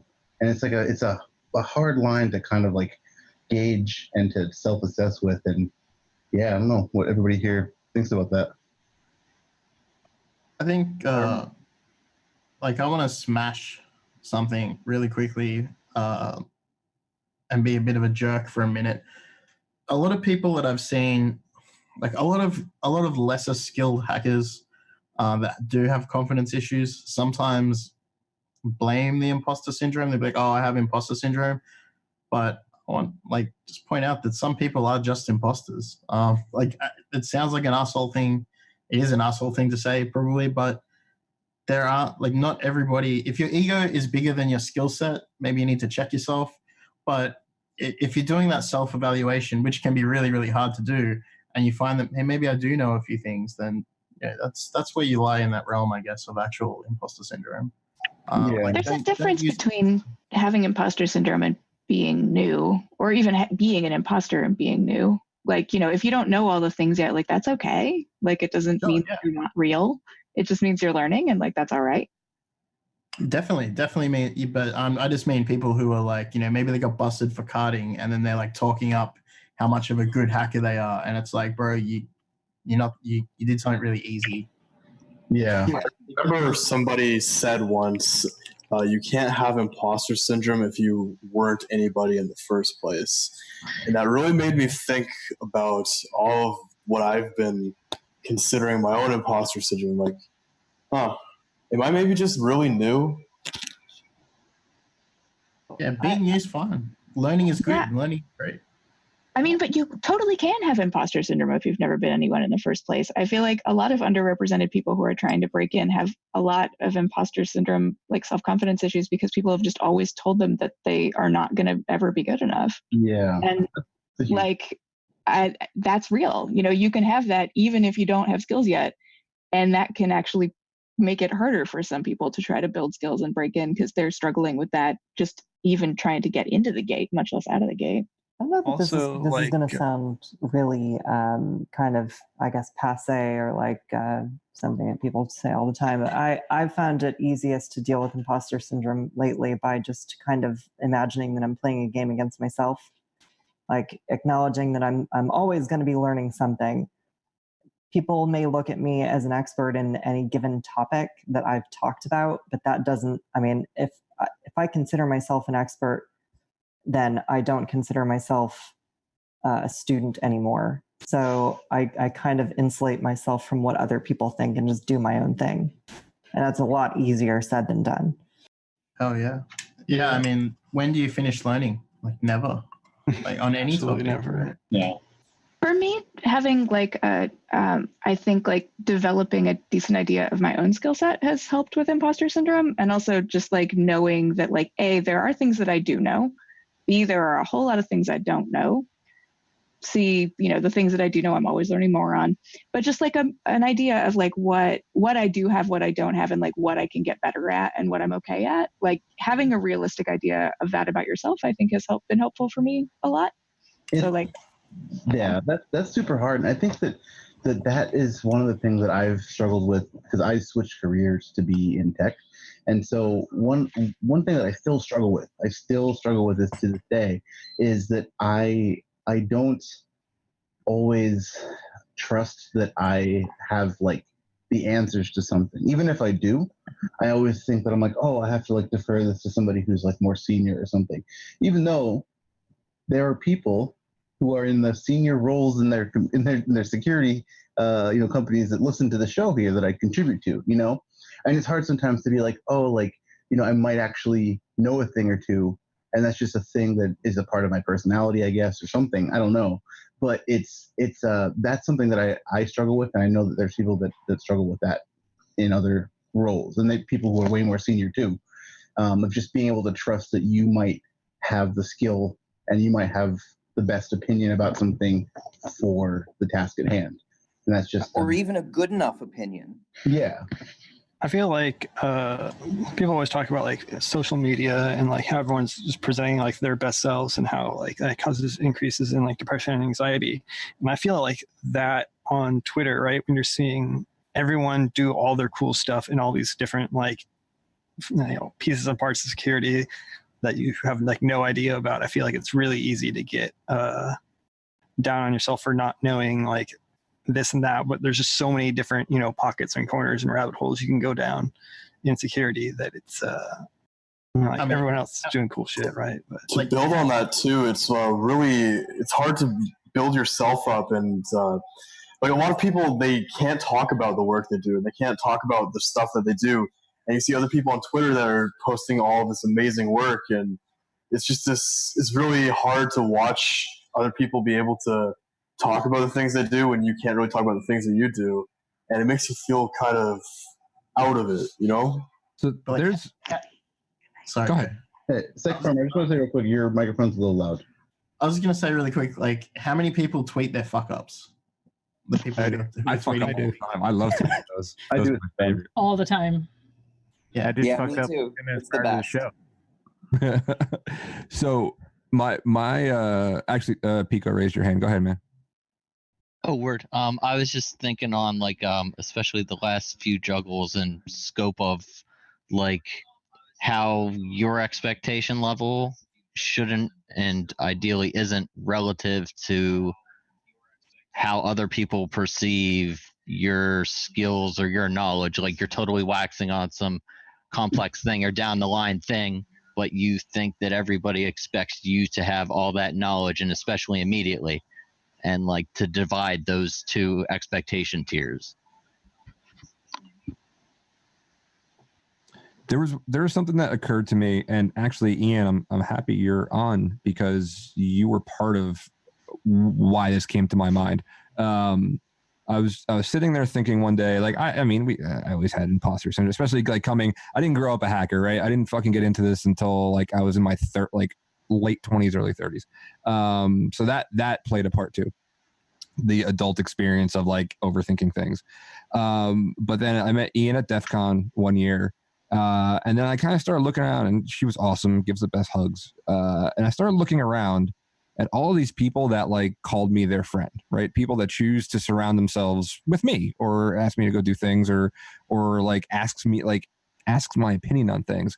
So the mantra that's really helped me and turned me around was like all of these smart people, like Ian, like Amanda, like everybody in ThugCrowd, right? Like even if I haven't met you yet, they choose to want to have me around, right? And if I respect them that much and I value their opinion, I'm almost disrespecting them, thinking less of myself. Like, who the fuck am I to disrespect them, right? Now that's a little bit of a hard line, but it works for me, right? So I show my respect to the people who choose to be around me by not devaluing myself, and that leaps and bounds has helped me. So maybe that little thing will help somebody else.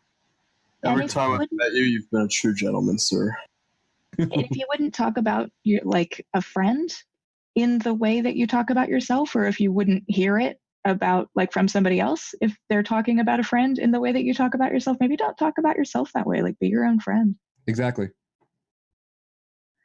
One other thing I wanted to say about social media too, before I forgot, is like, you see everybody doing their cool thing, but they're also doing one thing, and it isn't necessarily the same thing you're doing.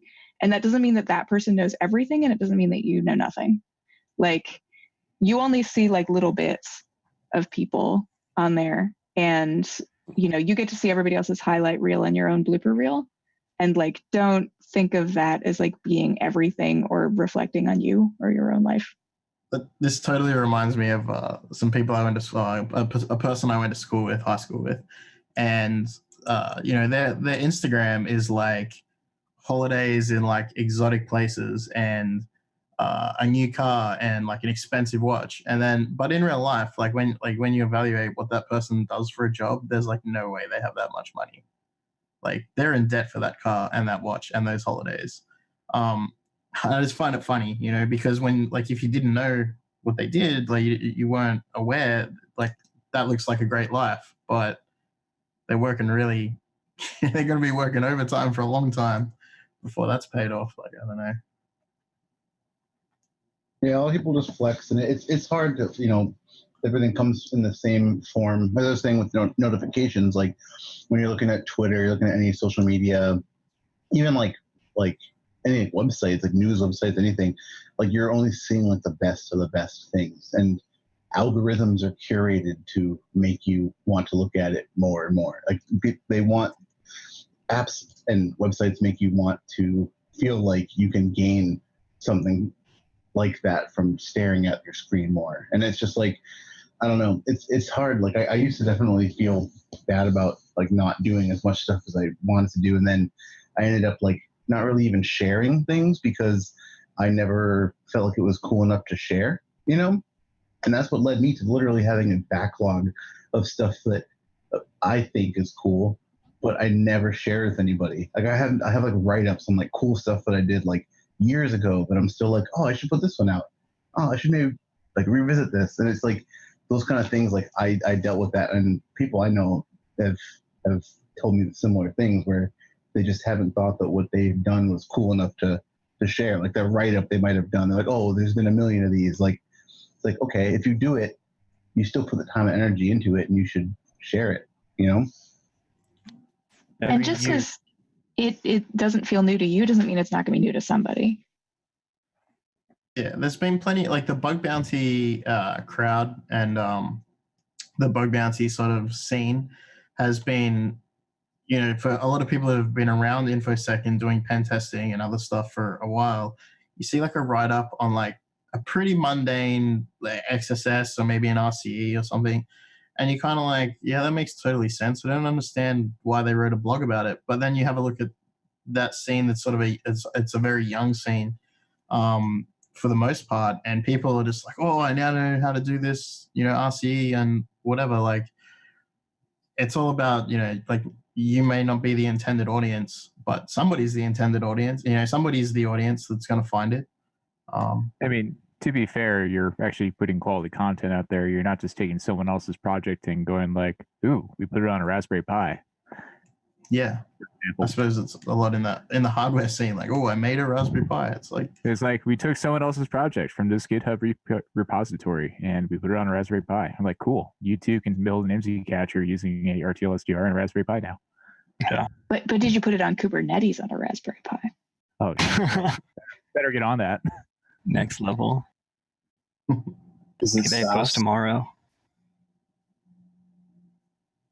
No, I think it is like having, because everyone does so much research, right? Like, there's no one in here, and a lot of, you know, very few people like in the industry who are here because they don't fucking like work their ass off and study and, you know, all this kind of stuff. And so I find myself like falling into this kind of like trap. It's like, oh, someone's already like researched that, or like, yeah, no one's going to read that because everyone already knows. But you have to just put it out there sometimes. Yeah, Like, I mean, important. like the Prophet writing about SS7 in 2600 in like 92 or something like a long time ago. And there's still articles that come out about SS7 that come around every now and again. And people who read them are just like, damn, I didn't know about like how terrible SS7 is. It's like, it's been around, but that's okay. Now you know. Like, yeah. I mean, people learn about buffer overflows like every day. Yup. Yup. The holes are laughing. Yup. People write buffer overflows into their firmware every day. Every day. Also true. I see something on Twitter about how you shouldn't feel bad if you're just learning something new that other people already know, because on average, about 10,000 other people across the world are learning the same thing at the same time or whatever. That's a good point. Yeah, you're not alone. Yeah. So it's 11:30. It's about the time to end the show here. But I definitely wanted to thank everybody for coming on and being real honest about all this stuff, because this is like, it's not easy to talk about. It's not something that everybody wants to talk about all the time, but it's definitely very important. We went over a lot of really cool stuff, shared a lot of stories and advice, and I definitely want to try to do another mental health show, as well as I already started a small little like resource thing to just pull together some of the things that I've found and some of the stuff others have shared with me.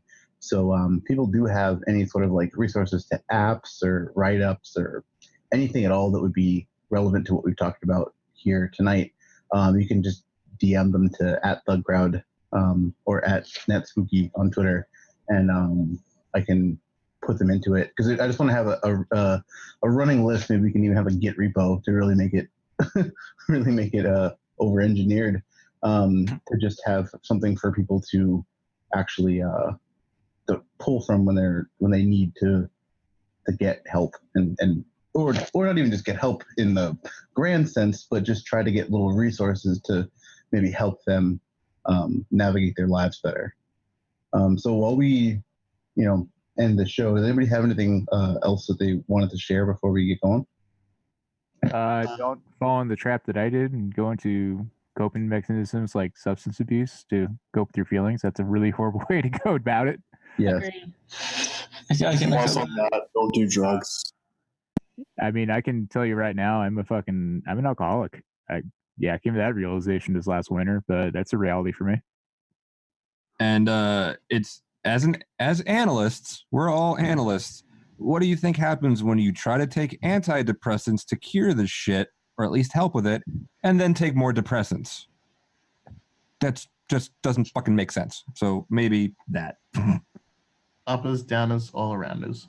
I think if you do try one of the things we've talked about, if you do try seeking a therapist or a psychologist, psychiatrist, a friend, Amanda's project, and whatever that is doesn't work for you, first go, try something else, and maybe try the same thing again, because not all problems are solved the first go. That's true.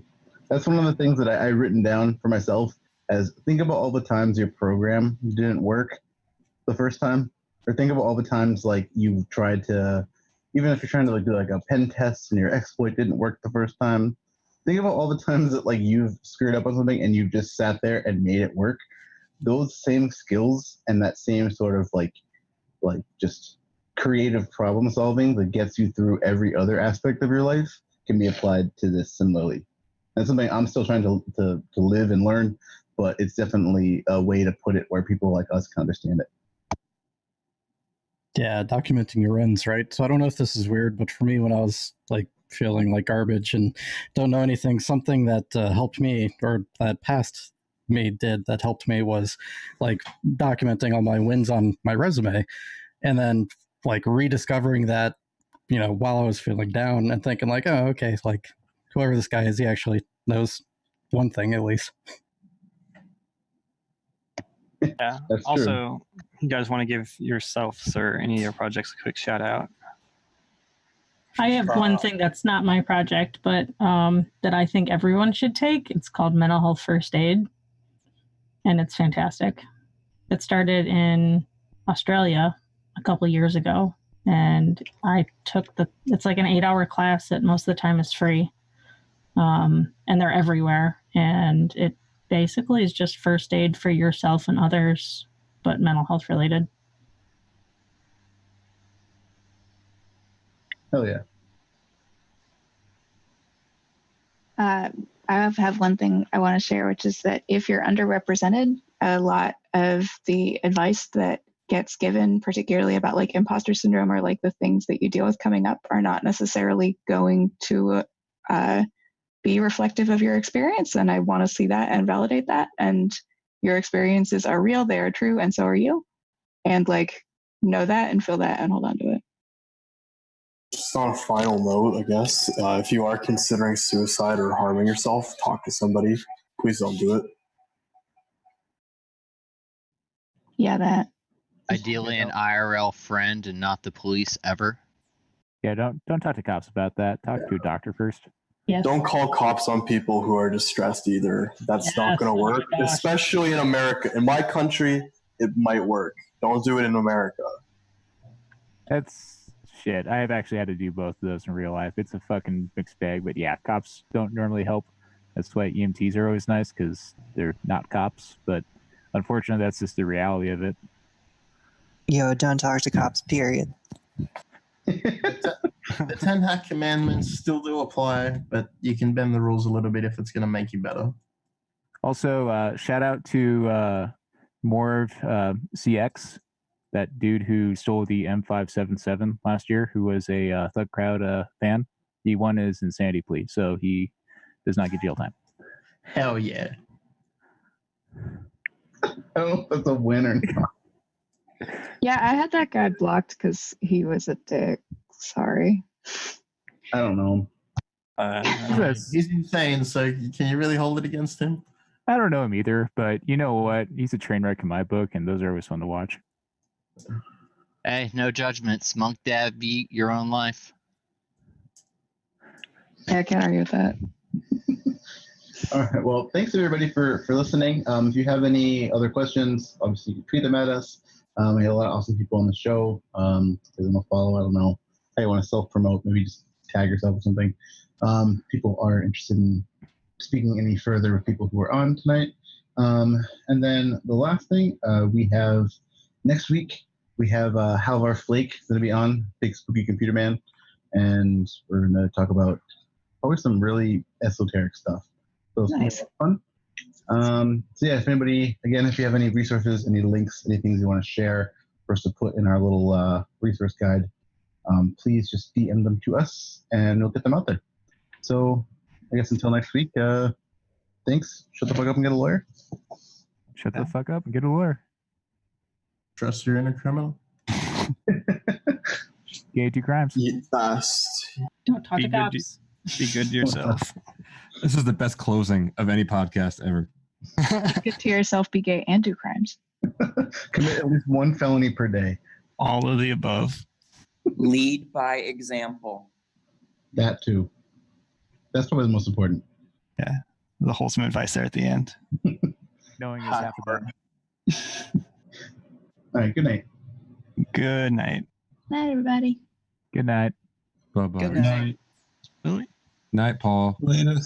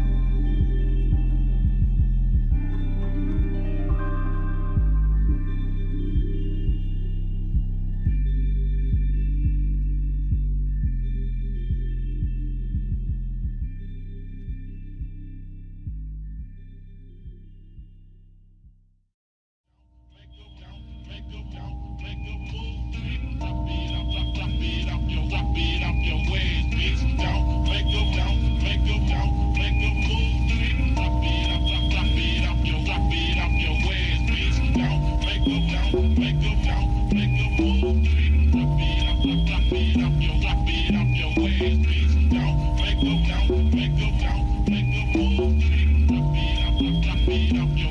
the